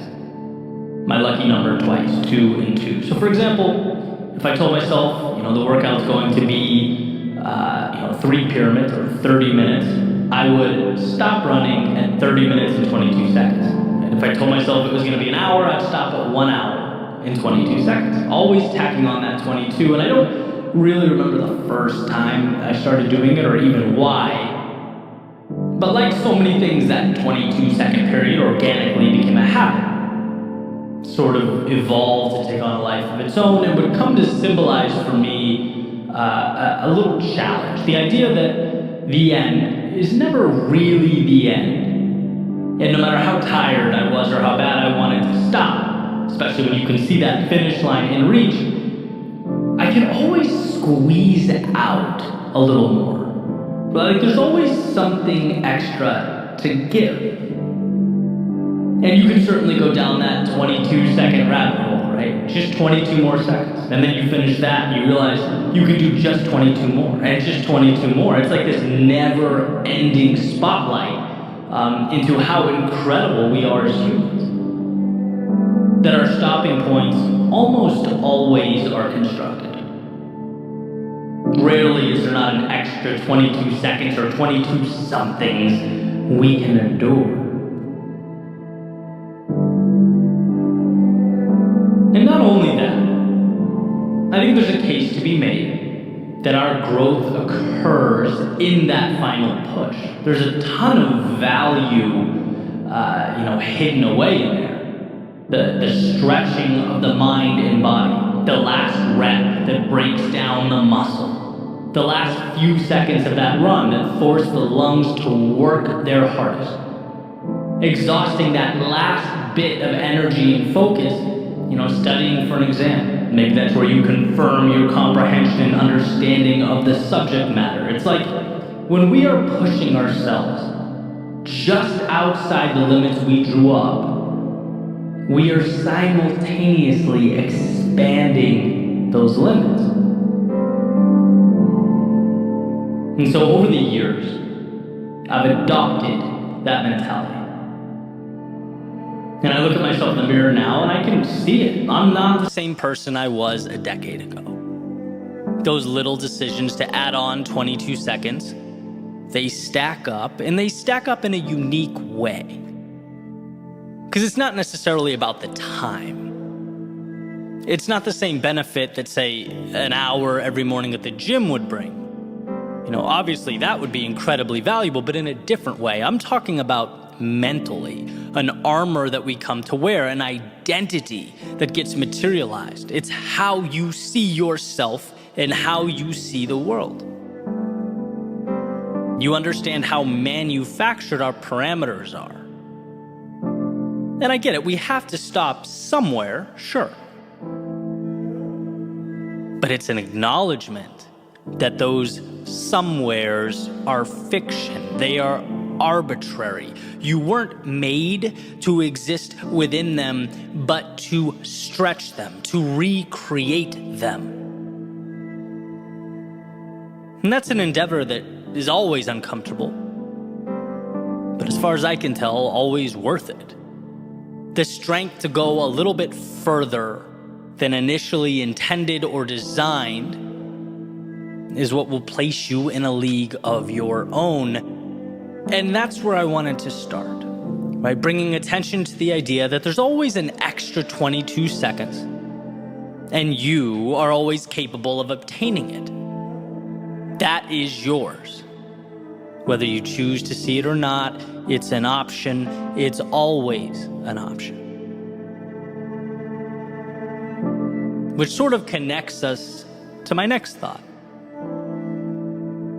If I know that's who I am, someone that fights for that 22 seconds, if I know that's what I'm capable of, and that's what lights me up, what about those times in my life when I had no desire to reach for the extra 22. Because sitting here, I can think of plenty. I can think of times when there was dissonance between my identity and my actions. Here's a quick story, right? This was a shift in my life and my understanding of reaching for that little bit more, right? When people ask me about my process, right? What I'm building or where I see myself in X number of years, I tell them I'm playing the long game, right? Like I'll sacrifice some short-term wins now to continue forward with a plan that I believe wholeheartedly will transform from linear to exponential, right? It's like Gary Vee's motto, you're young, you have time. And impact is not about succeeding at 34, it's about flourishing at 45 and 55 and 65 and 75. Like that's fun to me. That's the exciting game to play. And it's methodical. The challenge is, as you're locked into this big picture plan, you have to pass a lot of shiny objects along the way. A lot of, hey, look at them over there. Maybe I should be doing that too. That worked for her. Will it work for me? Right? Sometimes you forget to trust yourself and stay the course. And so a few years ago, I felt this pressure to pivot, to adjust focus. Right? I'd been, talking with some mentors of mine who were, very successful in their individual fields and passions. And I thought, hey, you know what? It's time for me to start focusing less on the craft and more on monetizing the craft, right? The dinero side of things, which is great and it's healthy, but here's the catch. As long as you're doing it in a way that aligns with who you are. And so a few months go by and I found myself living in this overly sized and priced condo on the beach that I was going to use to impress clients, making products that didn't excite me, talking to people I didn't really want to be talking to, living a life that was not my own. I'd lost myself, right? My love is storytelling. It's capturing life's seemingly overlooked secrets. That's what I get excited about in the morning. That's the value I want to share with the world. And look, money is important. It's necessary. It's freedom. But for me, it can't be about the money or I lose the drive. Right? And here's the point I'm making where it all comes together. What I found is that when you're a stranger in your own body, there's almost no incentive to push for that little extra. It's like, who cares about fighting for 22 seconds? I'm so misaligned, I don't even want to be here. Right? That is the red flag. That's the indicator that it's time to adjust. Because if I'm someone who wants more, who pursues and acquires more, and I don't feel the urge to do so, it's time to change. And I broke the lease, put everything I had in a car, went on a little 3-month excursion, realigned. Right? If I'm not willing to suffer through that little extra, to go above and beyond, it's not for me. And so that's a big example, but it obviously manifests in smaller ways as well. Yes, you are someone who can and will chase down the beauty in life, who will transform that little extra into something meaningful, but you also have to position yourself and the world around you to make it possible. And when you don't feel that hunger inside, and this is the point you need to understand, it's not you, it's not broken hardware, it's not that you innately lack drive or confidence. It's that you need to rearrange the scenario. You need to find alignment. Because I promise you, if you want something enough, you'll be willing to fight for it, to hurt for it, to break boundaries for it. But you must first make sure that you're pointed at something you want, something that moves you. And here's the part where I remind you of all those things you've already overcome in your life. Of all the times you thought your tank was empty, but you found a way. All the times you were hurting but kept moving. All the times you were broken but put yourself back together. We are not told in school or at work how resilient we are. We're not told that we often stop thousands of 22-second periods short. We aren't told that we're living at a 30% capacity, operating at a fraction of our potential. We don't even realize the little miracles we've created along the way. A strong purpose and a willingness to stretch yourself as you pursue it will change your life. And that's not hyperbole, that is fact. If you want what you've never had, then push yourself further than you've ever gone. And we're talking little stressors, expanding one step at a time, until you eventually look over your shoulder and see the miles you've traveled.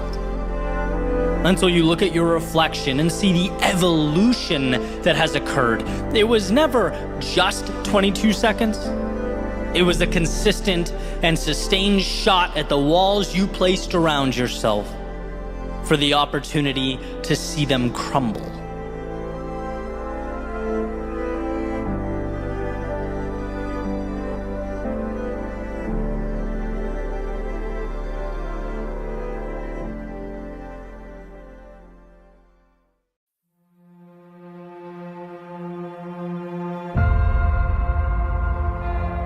Let's right out of the gate draw a line. The most important line one can draw, a line of demarcation separating who you were and who you are. A line between the past and the present, and this line marks your return. No, not to the days of old, but to step one. Your chance to begin again, to rise above, to transcend yesterday's character and transform today's potential. See, what we often fail to realize is that there are ideas deeply ingrained in our minds that rule over us, a sort of subconscious authority. It says yesterday you fell short, so today you are someone who falls short. It says your objective was not reached in the past, so how about a new, maybe easier one? It draws a nice little box, pats you on the head, and says, how about we make a nice, cozy home for ourselves in here? And what this subconscious authority fears most is that you wake up, that you become aware, that you return. Not to the past, but to the power tucked away under all the stories you somewhere along the way decided were real. The second you accept that yesterday is only as relevant as you decide it to be, you unchain yourself. You become unshackled. So return to that place of curiosity, where you're not obligated to perform, but gifted with the journey before you. And that can certainly be hard, right? It was hard for me to look back at my life and distinguish between what I've simply accepted and life's objective truths. I'd taken orders and been obedient for so long. I'd been listening to that subconscious authority for so many years that I had to, in a way, relearn what creativity meant for me. I had to learn not to feel guilty going on a jog in the middle of the day when the rest of the world was working. I had to learn that my instinct wasn't to explore, but to stop short. I wasn't pushing limits or peering around corners. I wasn't testing the waters or seeking out the hidden opportunities life hides away. No, I was on autopilot. And life, it had called for my return. It's funny how when you reject your potential long enough, the universe seems to tap you on the shoulder. It makes it more and more apparent every day that something greater is within an arm's reach. Backs you into a corner until you have to address the dissonance between who you are and who you've allowed yourself to be, those orders you've been taking don't align with your best self. And so one must not only create, but in a sense return to their greatness. To accept what they've been running from. You are what you choose to be, and let's face it, it's very easy to choose to be less than we can be. There's a saying that your reality is not destined to be, it is rather what you've chosen to accept. You only get in your life what you allow. And the entirety of this message is about one thing. That light bulb moment, the epiphany, the instant of empowerment that this world can only give you what you ask for. And to not ask, to sit back and observe, makes you a spectator, sitting up in the nosebleeds, watching the activity evolve on the court below. It relinquishes control to powers beyond you, and that's existing. It's not living. So ask. Ask life for the things that lift you up and elevate your existence. The reason a book metaphor works so perfectly in my mind is because when one opens to a blank sheet, they can write about anything. There's no limitation to what can be placed on that paper. And sure, our proclivity may be to continue on the legacy of last novel's cast and characters, but it's by no means required. In fact, with that pen in your hand, you can craft a new world entirely. New places, new things, new relationships and ideas, new obstacles to face and defeat. A blank page can be and mean anything, and so every sunrise, every door you walk through presents in the same sense a blank page. Realize that there's no obligation to perpetuate the past or continue on in the same way you arrived. No, this day is yours. Take hold of that self you've hid away. Find the courage to unshackle yourself from how you were once seen by your friends or your teammates or your coworkers. Level up and understand that you don't owe the world any type of explanation. Remember, you're not here to conform, to obey, to live a life of obedience. No, you're here to poke, to prod, to explore, to follow the nagging curiosity, to embark upon the adventure that is life. When you understand that you are not your past, when you see that the person you were has no control over the person you are in this moment, you are free. So with eyes wide, a beating heart, a head held high, step into that world. Because if you live with conviction, with absolute certainty, that life may not always be easy or intuitive, but it's there for you. When you see not yesterday's constraints, but tomorrow's hope, all roads lead to an evolved existence. It's not about perfect, and it never was. It's about understanding that the past has given you everything you need to break away from its grasp. It has provided the lessons, it has knocked you back, pushed you down, and tested your resolve, all for this moment. This second, the chance to return to the greatness that has been tucked away for too long. Again, no miracles, no rabbits out of hats, just you allowing your greatness to emerge from this step forward because you can, because you have that ability, because it's who you are. So go show the world, but most importantly, show yourself. You will be amazed at what's possible for you if you simply allow it to materialize. If you, amidst the darkness of days past, let yourself light up the night.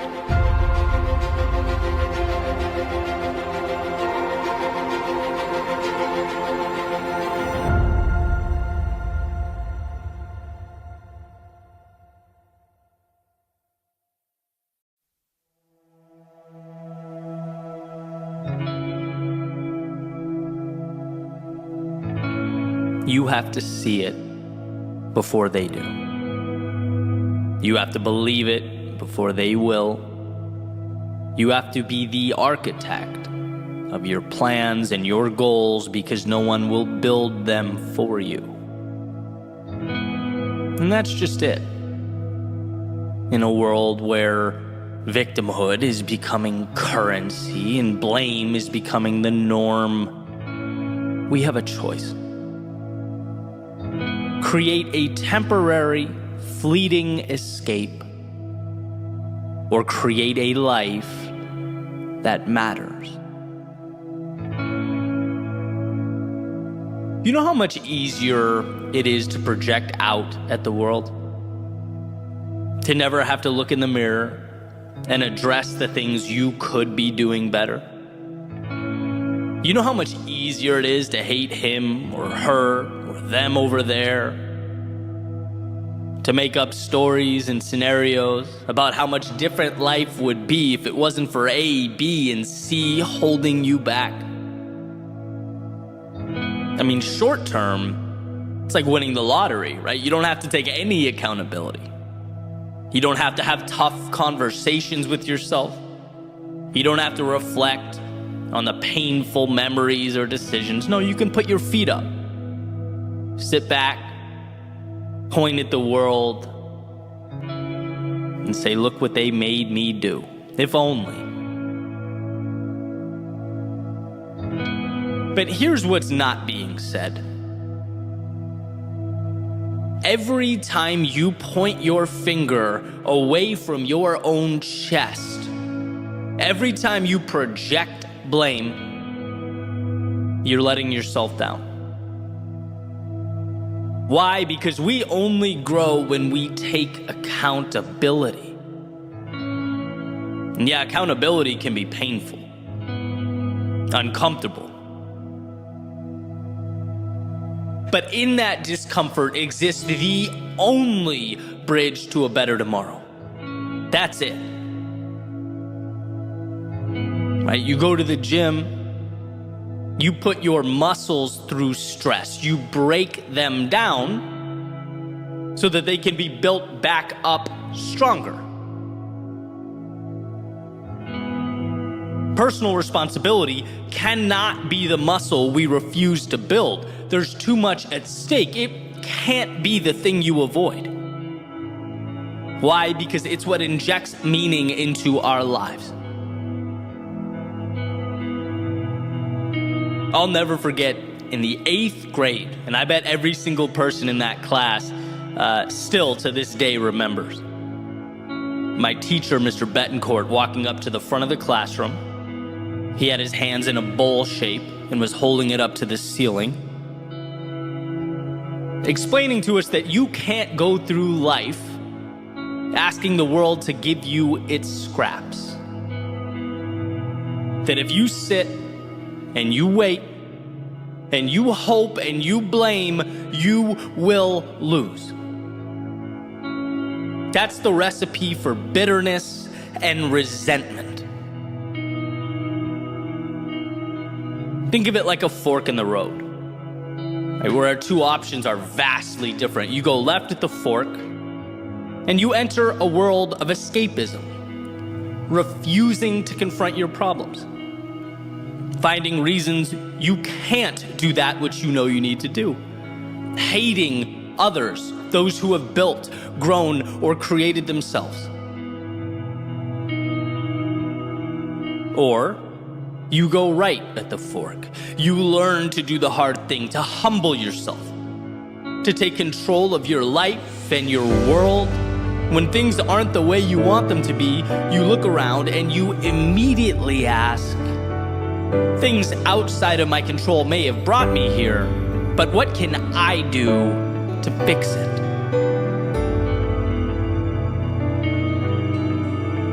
Those of you who have been listening to me for a while, you probably know my favorite articulation of this idea was explained by Will Smith. Basically, he said, look, you can't control where you start. And how true that is, right? Life's not fair. Some people are born into more resources and opportunity. Some people find themselves in social situations that aren't ideal, and that list can go on and on and on, right? Human beings are all different, so there will always be discrepancy. But, and this is Will Smith's point, where you go from here will always be your responsibility. What happens next is all you. You choose whether to complain, shake your fist at the sky and blame the world around you, or pick the pieces up and move forward. And like I said a minute ago, don't be fooled by the temptation to latch on to that fleeting moment of relief, of running from accountability. The only way to win in the long run is to face your demons.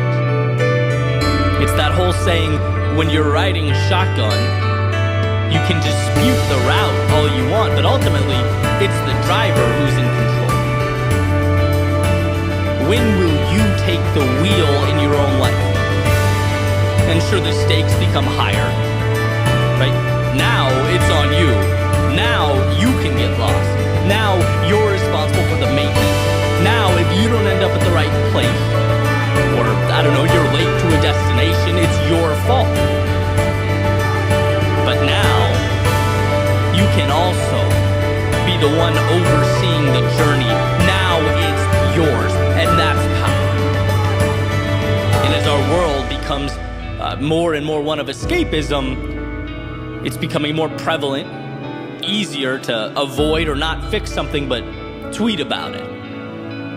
How easy it is to not confront our problems but rather open Instagram, Facebook, TikTok, and mindlessly scroll. How easy it is to leave that message unread and go about our lives, because that's easier than saying what needs to be said.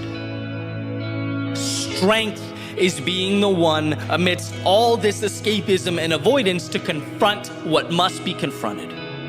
Whether it's an interaction with someone else or that hard conversation with yourself, a personal change that must take place. Life is such a gift, it's such an opportunity. But we have to move through it with our eyes open. We have to see things that matter and gravitate towards truths that will shape us. Like Mr. B said over 20 years ago now, we can't ever fall into the mentality of holding our hands up to the sky and asking life to give us anything. We can't only point at ourselves when things go the way we want them to go. No, let's be about accountability, empowerment, understanding that if I don't like what's around me, the transformation starts now, and it starts with me. I wasn't perfect, I never will be, but I can learn, I can evolve, and most importantly, I have everything I need to make that happen. It's all awareness. Right? The victimhood idea is a wolf in sheep's clothing, and I know that may seem harsh, maybe even lacking empathy. But dropping that narrative was truly the best thing I've done in my life, and I know countless others who would say the same. You can't be both a perpetual victim and be in control. No, life is tough. It knocks us down, and at times it brings us to our knees. But this is a reminder that you cannot stay there. It's a reminder that those who contributed to the situation are now minor detail and background noise. It's a reminder that the path forward is about you. It's about you pushing all that aside and asking yourself, what's required to move in the direction that I most want to go? Because you are that powerful. You are strong enough to make that move. And there will be a point where you look around you and the circumstances have changed. The people are different. The environment is different. You're different. And you'll smile at yourself knowing it's not because of what the world provided. It's not because of what anyone gave you. It's not because of what people out there did or didn't do. No, it's because when you were at your lowest, When life was presenting curveball after curveball, when you looked around and maybe even thought to yourself, there's no way forward here, you found a way to get up and create something new.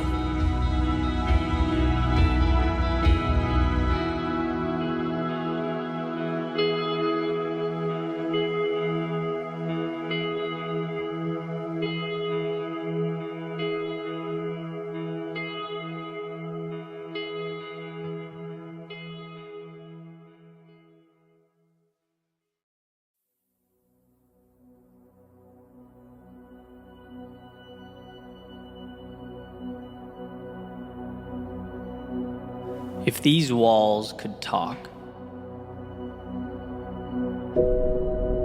they would remind you of the things that you sometimes forget.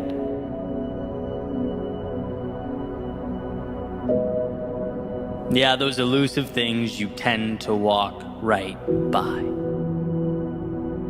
It's not that you've chosen to ignore them, it's that, well, people are complex. And we have a tendency to skip over some important things as we remain fixated on our problems, our perceived inadequacies, that finicky negativity bias. The one that states, if you went to a restaurant 100 times, had 99 incredible experiences, but something went wrong on the 100th, well, that restaurant would forever be known to you as the place where things go wrong. We are wired not to see the good, but to identify and avoid the bad. And if these walls could talk, they would unveil to you the brilliance that exists slightly out of frame. They would suggest you look over your shoulder and take a peek at how far you've come, because, my friend, you've come a long, long way. It's funny how slow progress moves.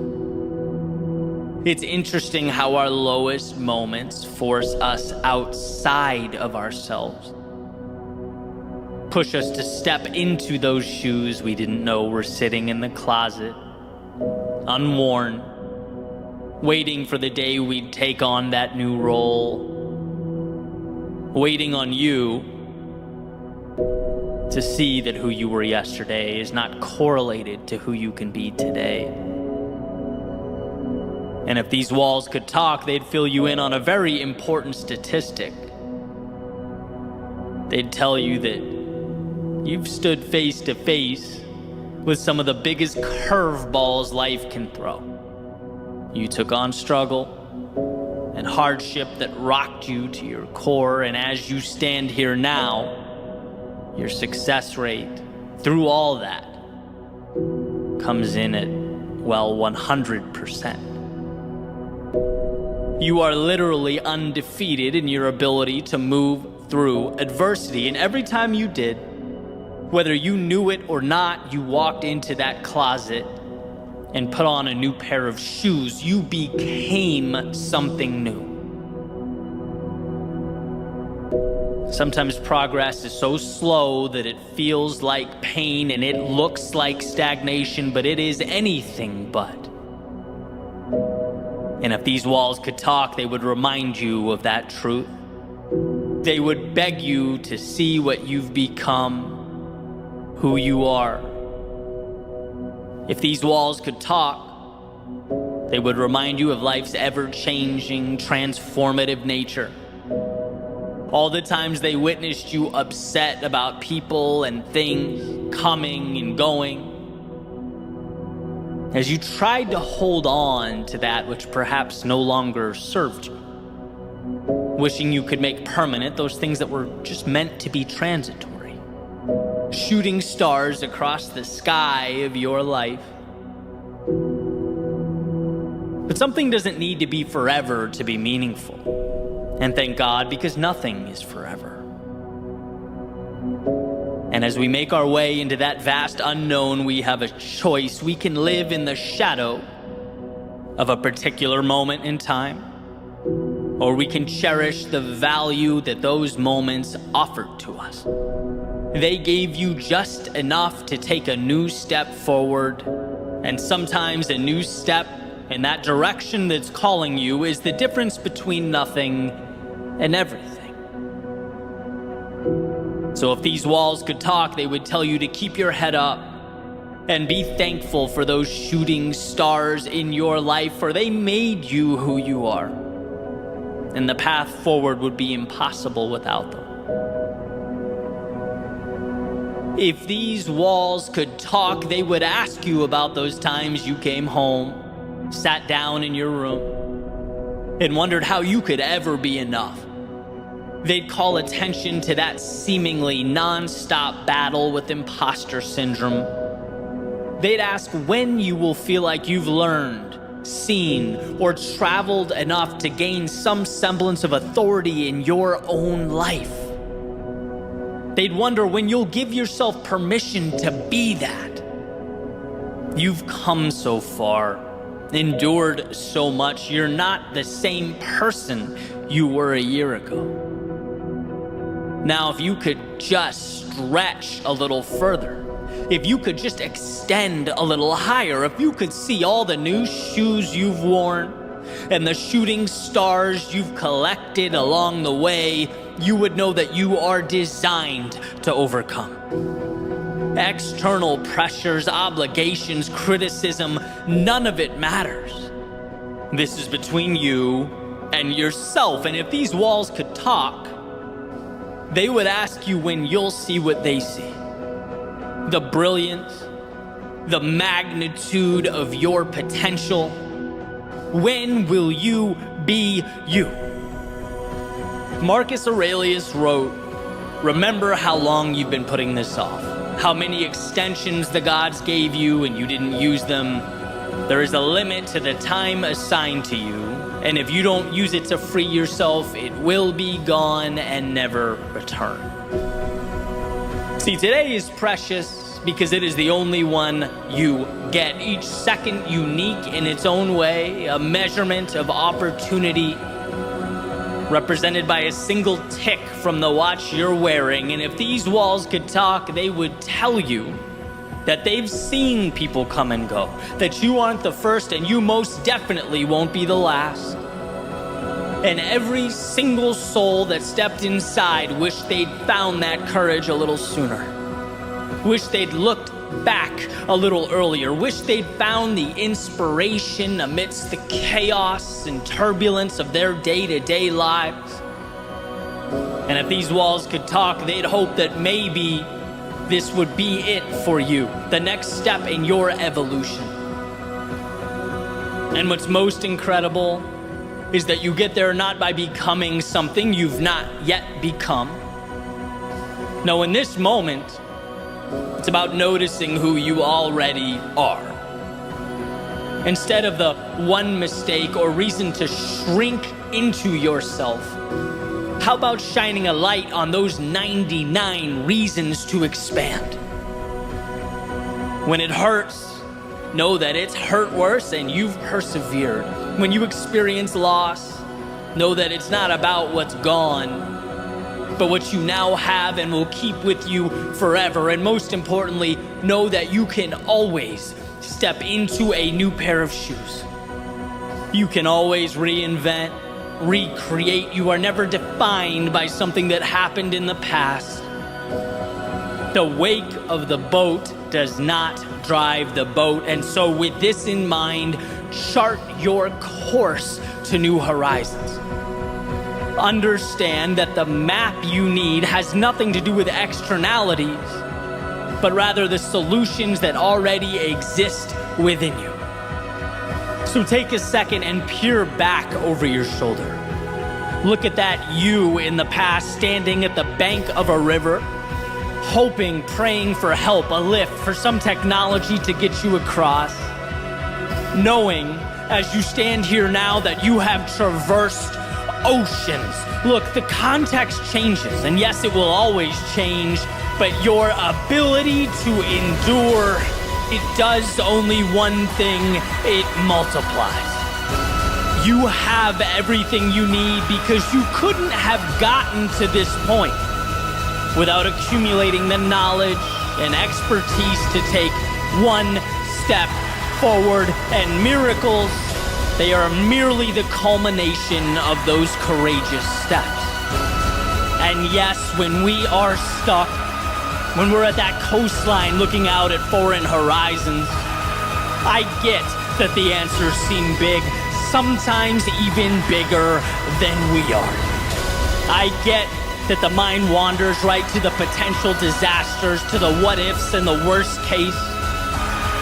But if these walls could talk, they would let you know that you've come this far, endured and accomplished all this, not because you've left mountains or jumped oceans, but because when you were at your worst, you found it within yourself to carry on the exponential compounding of what has made you great and what will continue to make you great. Look, if these walls could talk, they'd show you how the difficulties of years past have become stepping stones. So commonplace, so easily solvable that they no longer even warrant your attention. That by moving forward, you have faced your obstacles, taken the value from them, and made them obsolete. If these walls could talk, they'd remind you that you are not only ready, but made for everything that awaits.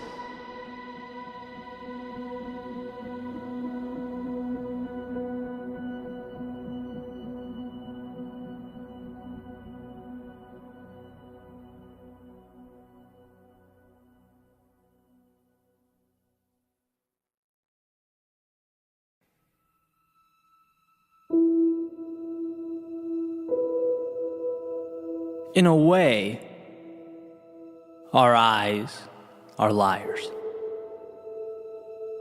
Not in what they portray, but in the implication of their portrayals.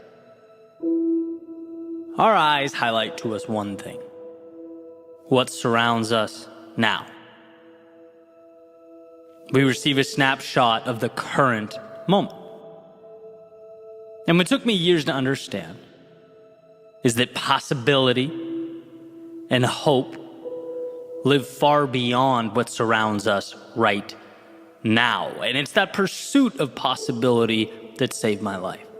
Immersing myself in the unseen. Perhaps we were given the now, not to subserviently accept it, but to transform it. I believe in our own way, we're all architects. Here's what I've found to be tricky, though, as I've spent time thinking about this. What I believe and I've come to recognize is that two things can be true at once. First, all we'll technically ever have is the present. As Eckhart Tolle explains, depression is essentially being lost in the past. Anxiety is being fixated on the future, and that a healthy life is learning to cherish the now. But second is the power and control of being able to point the now at something far beyond what our eyes convey. It's the magic of knowing that we spend our days navigating a world of limitation and restraint. And it's not that we wake up and think, I'm going to restrict myself today. I'm going to not live up to my full potential. No, it's that we go on autopilot. We observe the slideshow our eyes play for us day in and day out and exist within those parameters. That seems perfectly reasonable. Our eyes show us a wall and our brain says, okay, this is where we stop. The end. And what I want to highlight is that world just beyond what our eyes show. A world that pushes things a little bit. A world in which we ask, okay, but what if I gave a little more?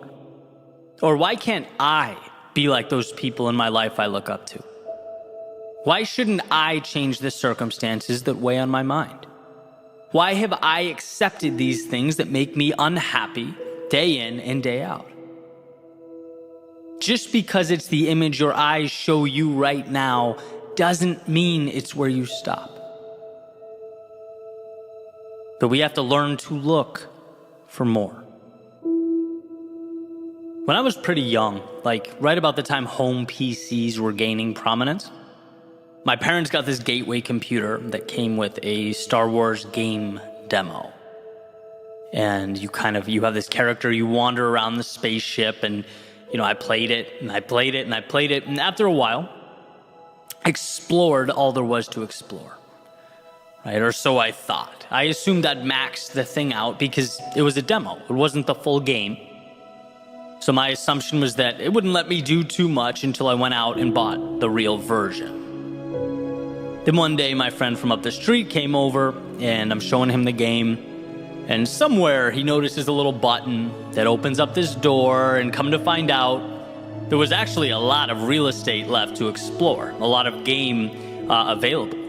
It led to a tunnel that led somewhere else, that led somewhere else. And sure, I felt like a clown for not realizing that I was needlessly wandering in circles, but at the same time was excited about this new world. There's something about that concept, the secret door, the bookcase that can be moved to unveil a passageway to something greater, to the value locked away and invisible to the untrained eye. One of the most important things for us to understand is how many of these doors exist in our lives. That if we choose to recognize and identify something more, something that excites us and invigorates us, we can usually draw a line to it. We can start little by little heading that way. Because within the current moment slideshow we see all around us exist the little passageways, the side streets, the tunnels connecting to something more. That of course those gates won't open up if you've not constructed a destination in your mind worth traveling to. Again, not because you're insufficient or inadequate or wrong, but because our default is to live life on demo mode. We have to manufacture more. Build a higher platform, and then climb up to it using ropes and ladders that we already walk by every day without thinking twice. Our world, our right now, is a toolbox waiting for us to construct a more meaningful, peaceful, happy tomorrow. And so again, I present the question, where are these hidden opportunities or gateways in your life? Where can you find the advantages dressed up as the mundane? Is it in a book? Is it a conversation? Is it applying to that thing you've been hesitant to pursue because you're scared of what might await? Is it understanding the power of 10 minutes a day? And how starting small opens doors that we can't even comprehend? Is it a little boldness? Is it looking in the mirror and realizing you're still shackling yourself to who you were yesterday? Is it understanding that someone or something in your life isn't conducive to your well-being? Is it an hour in the morning to think? An hour at night to breathe? Is it changing a self-limiting relationship with time or money or resources? What walls can you knock down so that you might open up a world that's meant for you? A world that's malleable and without limitation. Your eyes, they don't tell the story of how things can be or what they mean. They show you the infinite tools at your disposal to build, to create, to design. To never accept a now that wasn't chosen with intentionality. That where there exists pain, there also exists a door to lessen and transform that pain. Your journey, it never ends where you are, it ends where you choose to stop. It ends where you plant a stake in the ground and accept the world around you. So if no one has told you recently, let me remind you how powerful you are. Let me reiterate what you are capable of. and that perhaps your reality requires of you some customization. Perhaps the courage to step outside the routine and the obligation, and as the architect you are, build something beautiful, meaningful, something incredible to stand on. To recognize the distinction between what is and what can be, the second one understands that they are walking by the very solutions they need, that to remain in a state of discontent is simply an indifference to the resources around them. Remember this. What you see, your eyes don't provide an end state, but a path to the next chapter. A chisel to little by little evolve. As someone recently reminded me, Mark Twain's quote, "Logic will get you from point A to point B, but imagination will take you everywhere." Why? Because so much exists beyond the parameters of everyday life. It's about mapping new paths with new points and new rules, because some exist and some live. Some comply and some create. Some see what is around them, and some ask, what can I build with what is around me? So build. Towers that touch the sky, bridges that connect the earth. Build like this is a game, and the only way to lose is to stop yourself from experiencing all it has to offer. Build like there's a world far beyond your front door. Because if you do, that's exactly where you'll find yourself.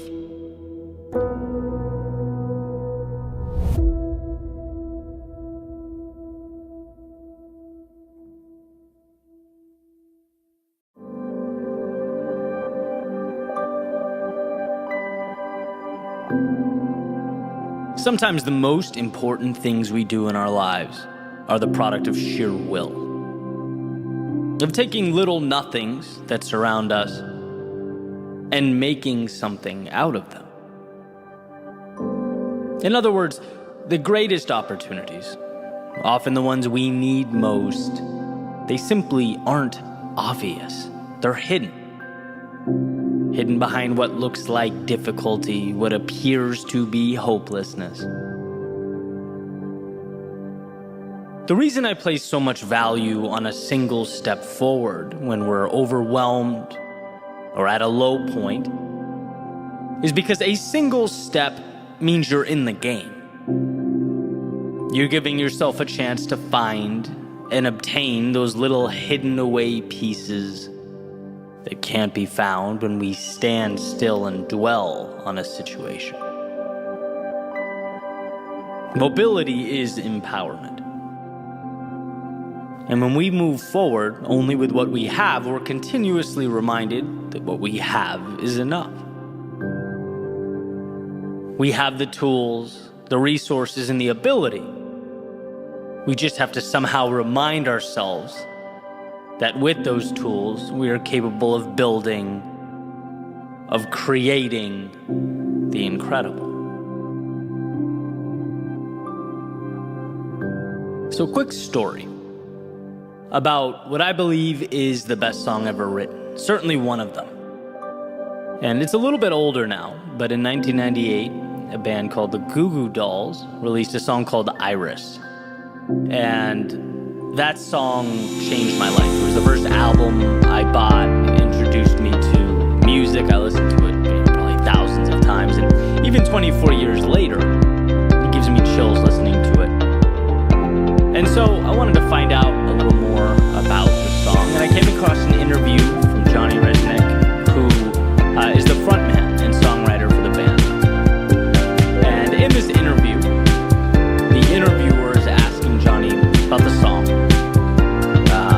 Basic questions, how it came out, how he wrote it, and stuff like that. And there's a few points that I think are amazing. I want to share them with you.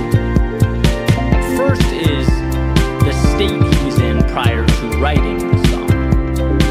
He just came out of a divorce, personal life sort of in shambles, coming off of a bad record deal where done what record labels are notorious for, and ended up keeping the vast majority of the revenue. He had writer's block, just felt down, and had left his home to stay at a hotel in Los Angeles. Right, bottom line is, it's not a dream scenario by any stretch of the imagination. And then gets a call from his manager about potentially writing a song for the City of Angels soundtrack. And he says he went and sort of auditioned with what he had, which was 2 lines of a song and a guitar with 2 broken strings. It was evidently good enough. He gets a nod from the label and starts writing. And the verses, according to Johnny in the interview, they align perfectly with the movie, right? It's an angel willing to give up anything, even his immortality, to be human, to be with this girl, right? And it's this deep dive into what it is to love someone so much that you give up everything for them. And this is the icing on the cake for me. That's when I realized that I wanted to write about this.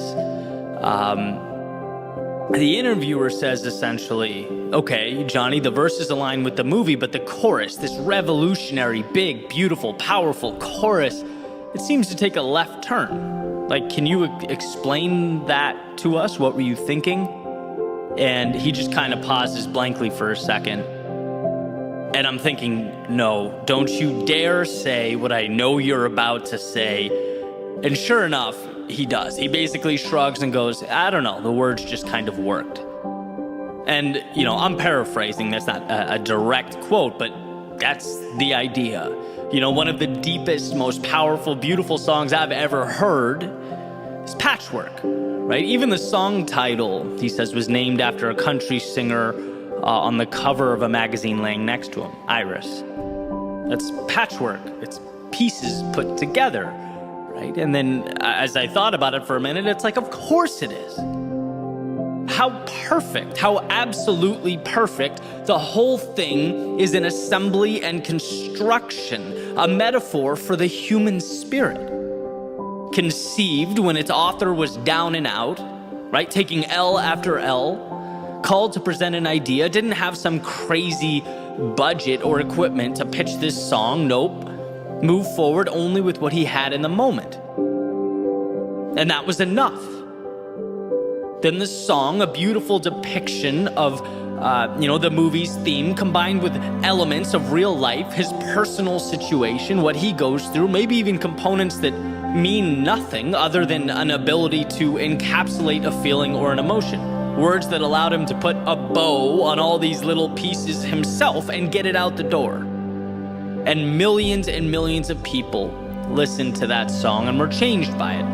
Not because of what it meant to Johnny, but because it gave them a chance to take it and fit their own worlds and struggles into those same lines. It became a vehicle to inspire others to push forward, to find things in themselves they didn't know were there. This has become one of my favorite metaphors for finding the hero buried deep within yourself. Changing your life, changing your world, changing the world around you, the lives of others. Can truly be, and in fact often is, the result of just moving forward with what you have. Right? Realizing that even when the mountain seems too tall to climb, there is a way. We just require that mental shift. Listen to this question, right? Because I used to ask myself all the time, is this possible? Can this be done? Well, then that becomes the question that I focused on. And everything that occurred around me became evidence that would either support or invalidate that possibility. The second I came up against an inevitable barrier, I'd think, maybe this is telling me the answer is no. Right? Life will always be evidence for or against the questions that you choose to ask. Which is why it's so important that you're asking the right questions. Because the second you change that question to, look, I know this can be done, but how will I do it? You start looking at life as a puzzle that must be solved. That same obstacle that was once interpreted as a stop sign is now merely an indicator that the path exists, just perhaps somewhere else. You've extended the pursuit. You've given yourself permission to keep looking. And it's because of these self-created expeditions that we find more in ourselves. Things won't always go perfectly, but when you look at those imperfections through the right lens, you see that this isn't about you. It's about that particular door being locked. All you have to do is believe in yourself enough to move to the next one, to continue knocking until you find a door that opens, until you find that bridge to whatever comes next. And that's why I love that story about Iris, why I wanted to share it today. It's crafted during times far from ideal, with resources far from abundant, with words far from perfect or related or self-explanatory. But you end up on the other side with this masterpiece, this song that certainly changed my life and definitely impacted many others. And it's like we have to realize when we're sitting on the edge of the bed, maybe it's not divorce or writer's block, but whatever it is holding you back, that's not the end. It's your reason to keep going, to begin again. You don't have to know how things will be, but you do have to know how they won't be. They won't be like this because you won't let them stay this way. And maybe it's not 2 written lines and a broken guitar. Maybe it's moving forward when your strength is not at a 10 out of 10. When you don't really have that spark. Or you're longing for some resources, some finances, wondering where they'll come from. But pushing forward one little step at a time until things start making sense. And maybe it's not a combining and restructuring of song lyrics, using your personal experiences to fill the gaps on the paper before you. But it's trusting that your own story will ultimately tell itself if you don't put the pen down. That the heroes will rise, the villains will fall, and the adventure will continue on. After all, that's what life is. One giant adventure, testing us, pushing us, and transforming us when we're at our lows, while reminding us during the good times why we're lucky to have been gifted that same adversity we once looked at with contempt. Why we're lucky that when everything's made to be broken, as the lyrics suggest, we get to make something imperfectly beautiful with the pieces.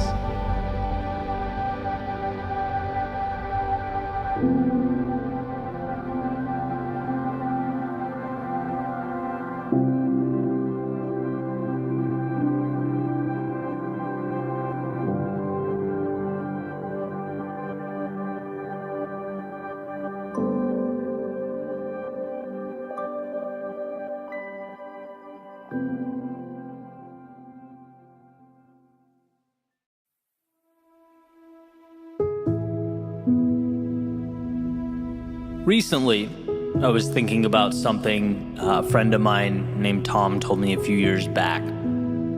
He owns a company in Oklahoma City and was telling me about how someone he'd hired essentially stole from him. And the first question that came to my mind as he was telling the story was, okay, what are you going to do about it? And I asked him the question, and he was kind of quiet for a second, and then asked in his southern accent, Eddie, if a snake bites you, are you going to chase it into the woods to get your revenge? Or are you going to get the medical attention required to save yourself? Basically, are you going to focus on the past or on what to do from here forward, right? Basically, he cut ties with the person but had moved on. Was already thinking about next steps that were best for him, his family, and his business. And I can tell you, since hearing that, it's become an incredibly valuable idea in my life. Especially as you realize that there will never be a shortage of problems. You do what you can to avoid them. You try to steer clear when possible, but adversity will always be a factor. It's about knowing that and stepping into it regardless. It's something that's always intertwined in our development. And I find value in asking myself, is this action I'm about to take conducive to my growth and my happiness? Or am I just chasing snakes? Does this just feel good in the short term because I'm angry or I've been wronged or something along those lines? Especially since most harm inflicted on others derive from incompetence, not malice, and I truly believe that. I think very frequently we attribute sinister motives to others when 99% of the time it's sheer stupidity. It's imperfect humans trying to navigate an often complex world. We make mistakes. Now, I'm not suggesting you don't stand up for yourself when you've been wronged or slighted. Of course you should. But the magic is in not personalizing the situation. By possessing the emotional IQ to understand, hey, look, it's not about me, but whether I can salvage this situation from here. And that depends solely on how I choose to look at it. Emerson wrote, "People do not seem to realize that their opinion of the world is also a confession of their character." And what a powerful point. The flexibility and the leeway available to us when it comes to making sense of the world speaks to not how the world is, but how the onlooker thinks and interprets. Depersonalizing the situation is one of the greatest superpowers at our disposal. When you're angry and accusatory, you will, as Tom put it, end up chasing snakes. You'll end up breaking things that will need to be rebuilt and uttering words you'll wish you'd never spoken. But the 5 seconds required to pause, to collect yourself, and realize that you're in control is everything. The ability to see the person, the situation, or the world not as an adversary stacked against you, but as an inevitable challenge that must be managed. So how will you choose to manage it? How will you choose to arrange the pieces? And by the way, I'm fully aware a constant theme for my speeches and podcasts and videos is the act of pointing not out at the world, but in at ourselves. My responsibility, my fault, my problem to deal with. I understand just how heavy that is, how hard that can be. Especially when deflecting blame often feels like it would just be a tremendous weight off of our shoulders, when revenge feels like the easy, intuitive move. But again, it's short-term relief. To truly grow, to find the calm and happiness and meaning we long for, it's the internal relationship with ourselves that matters most. It's the ability to say, I may not have created this, or even, I may have made the mistakes that brought this to life, but I can't fix it until I look at both the situation and my own reflection and proclaim it's mine now. Let the past be the past. Now it's me and the present. And as far as I'm concerned, the present and opportunity, they are always one in the same, so long as we choose to see it that way. It's not what you look at, it's what you see over and over and over again. Is it happening to you or for you? Is it a problem or an opportunity, a setback or a chance to reset? I want to bring to light a story, one that I've told before, but it's so perfectly representative of the conversation. Jim Rohn talking about 2 brothers in an abusive household, alcoholic father, terrible childhoods. They grow up and both of the sons have families of their own. One is the exact same as his father. He's abusive and he's angry. And the other one is a great father. He's kind, he's loving, he's supportive, and when asked why, the abusive brother replies, "Look at my childhood, right? How could you blame me for this?" The other brother, when asked, responds, "Look at my childhood, right? How could I let myself treat my family the same way?" And in a way, one spent his life chasing snakes, bitter, resentful. The other one asked, "Well, that was terrible, but what can I do to right the wrong?" One personalized it, the other used it as a lever or stepping stone. And this is, of course, a simplification, but I believe every struggle we face in our lives at its core contains some element of this choice. From the little things to the big things, where do I go from here? It's mine now, and I can choose whether to make it better or worse. Chase the snake into the woods or march forward to find the value and right the ship. Remember that when it's hardest, when you least want to. Remember that the present contains every single thing you need to begin a journey to recovery, to growth, to contentment and meaning. You, on your end, though, need to be willing to slow down the moment. Need to be willing to collect yourself and give yourself permission to take that necessary and appropriate step.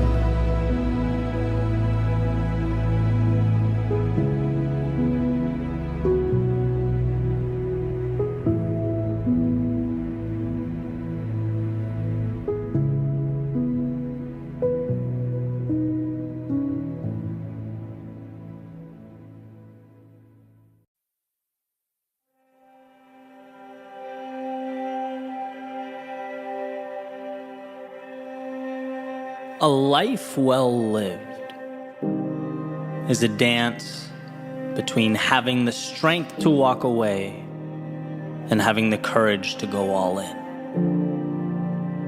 It's juggling the idea that absolutely nothing matters and the idea that every second is a blessing beyond which I'm capable of even explaining or articulating. Nothing matters, so live without limits or constraints, like you're on a once-in-a-lifetime journey. But everything matters, so know that every second along the way is perfect, a building block, a microcosm of the universe resting in the palm of your hand. And I think about this push-pull from time to time.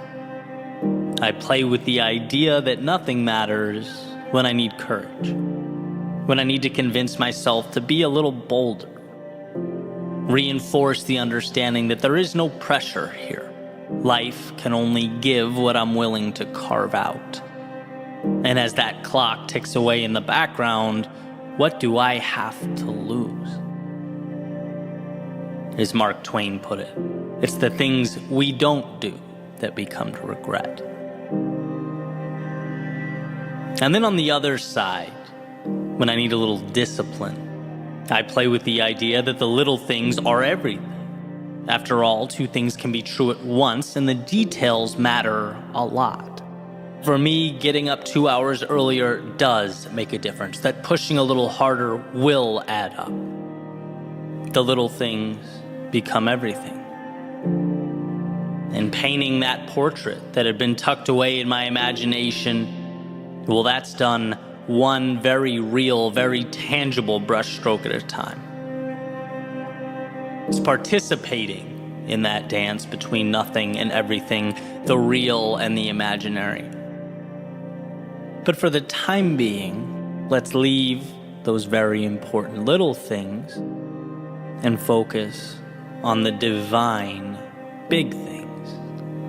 Those nothings that with some vision and concentrated effort become some things. I have a friend that says to me all the time, nothing matters. And not in a nihilistic, throw your hands up and stay inside until the end of time type way. But in a way that poses the question, why wouldn't you risk it all?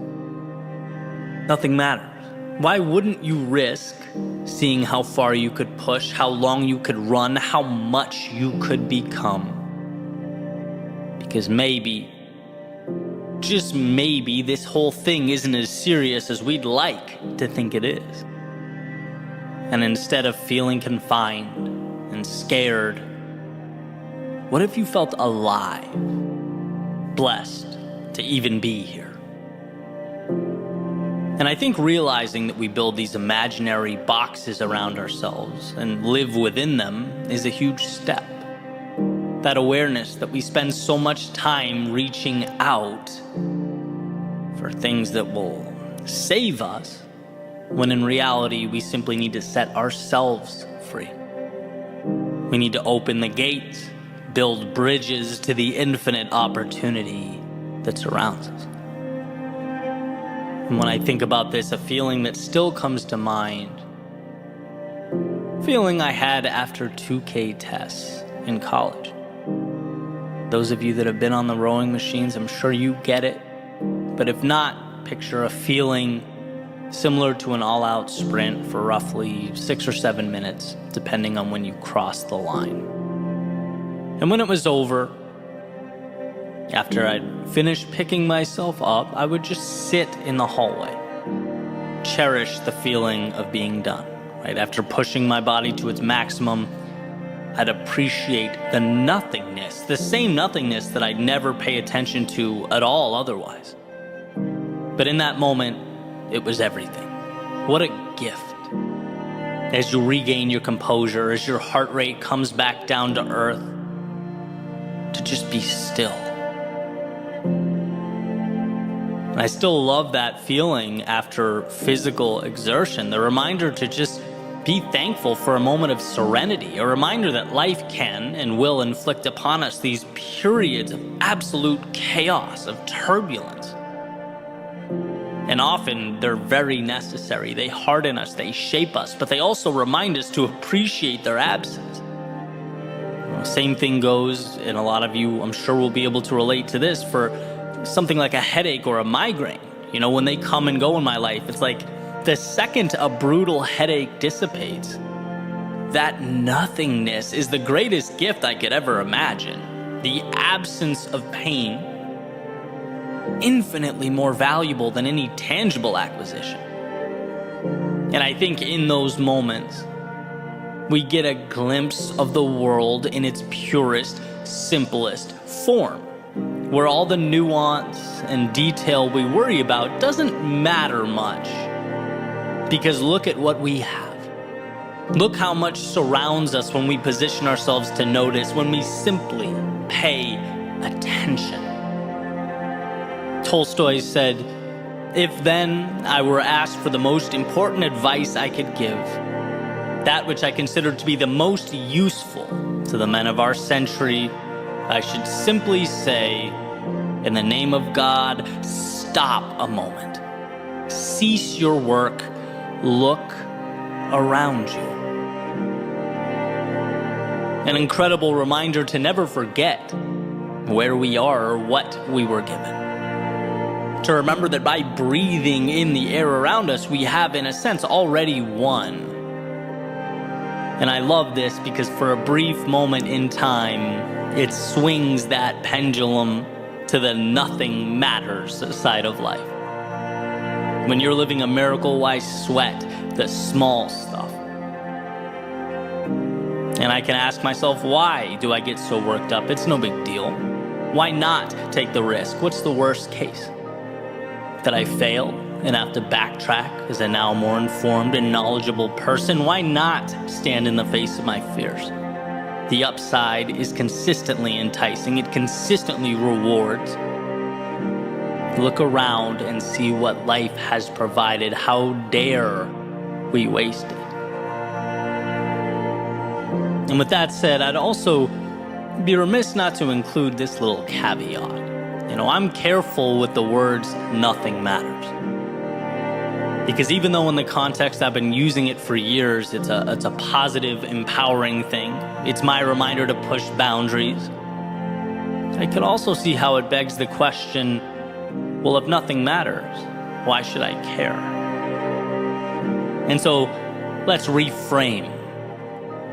Because it's not that nothing matters, it's that nothing outside the scope of your worldview matters. It's the acquisition of freedom, addition by the subtraction of all those externalities we let hold us back. Because you know as well as I do, it's not really the externalities that shackle you. It's your thoughts about them. So open the gate to your mind, let the detrimental out, and keep the necessary and the ideal in. Nothing matters if it doesn't align with your values and your destination. I know I say in every video, speech, podcast episode that we are the authors of our own stories. And it's because we craft our nothings and our everythings. It's because your universe, the one behind your eyes, it needs a maker every morning. And if you allow it, each sunrise can be your genesis, your own beautiful creation story. You have your hand on the dial. And so, amidst this world of infinite beauty and opportunity, look around you, soak it all in, ask yourself, what does freedom look like, feel like? Because you were put here to pursue that. And outside of those parameters, I believe that nothing matters. So why not live like it? Dream like it. Use the little thing in front of you to build the big things that have not yet arrived. Walk away when it's misaligned and go all in when you know in your soul it's right. There is everything to gain and nothing to lose.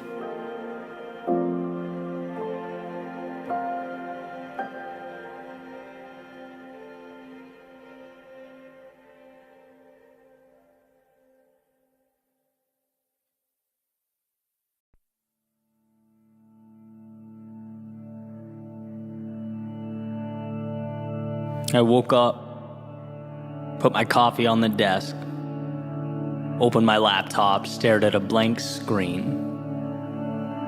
and a little button popped up in the top right corner. Check for updates. Nope. Ask me again later. Why? Why not now? I don't know. I don't necessarily care about the improvements. I guess it's just inconvenient. It can wait. And that's kind of it. Let's face it, the laptop doesn't matter. The update in this scenario is not important. But bear with me, because I think what it stands for, and when you apply it to the big picture, does matter. Our proclivity to take less because less is convenient. Our predisposition to sell ourselves short because it's safer to leave so much of ourselves on the shelf. Because, well, things don't break when they're on the shelf. But you can't be both flawless and live your life. Because life comes with wear and tear. The value is the experience. And a flawless existence is void of experience, of stories, of adventure. There's a little parable about two seeds being planted. And one of them just wants to grow, wants to feel what the sun is like, wants to see how high she can get, experience the breeze, the cool air. And so she grew.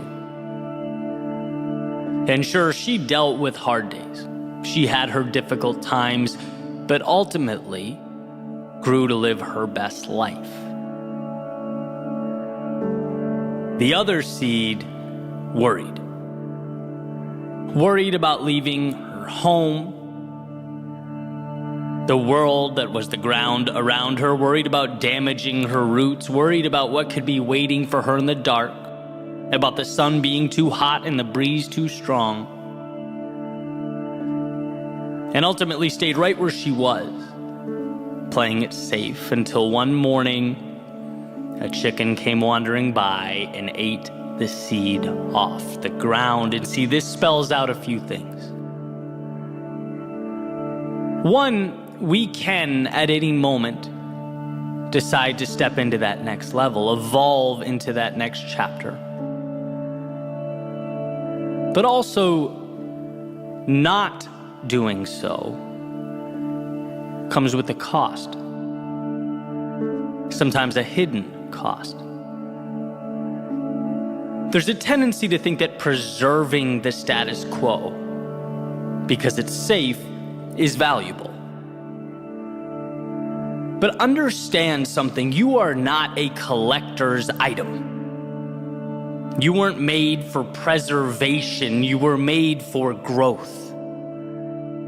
To expand, to reach out towards the heavens and feel that sun, that breeze.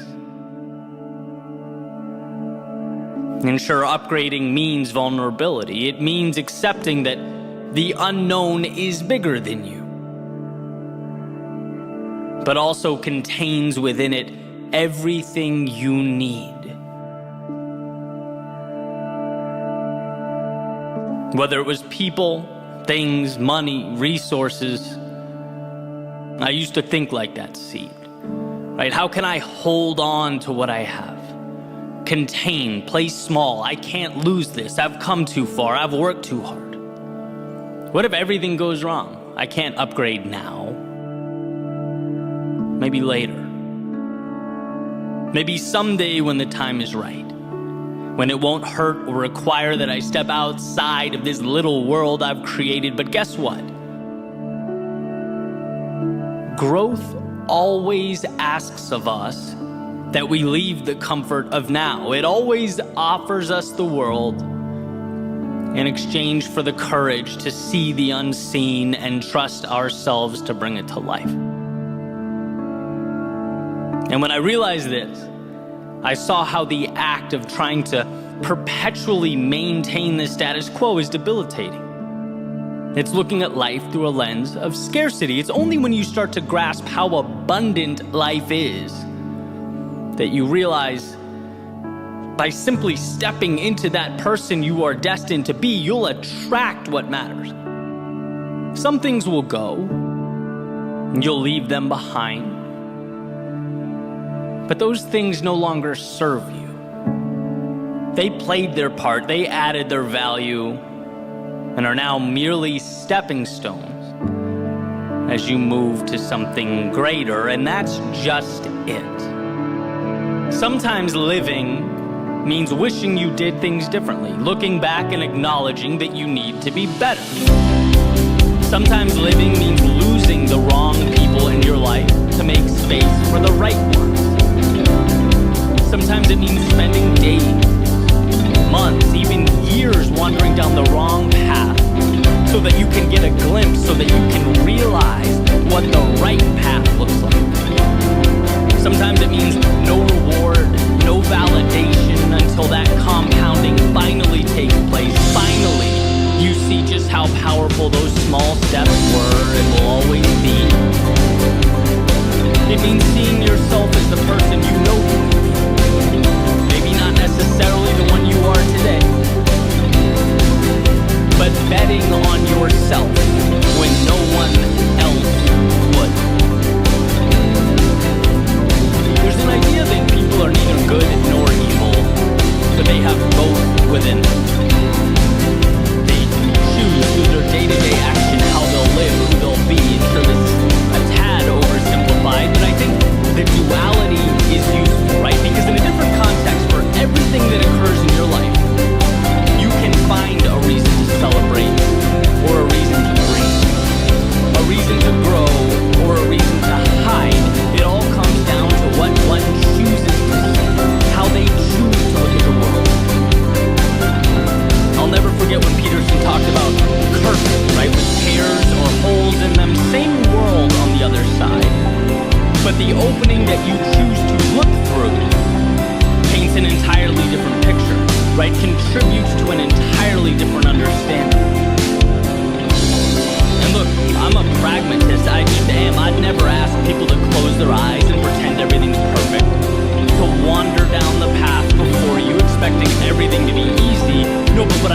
saying is that the path before you is where you'll uncover the meaning in life, and meaning requires that we are from time to time uncomfortable.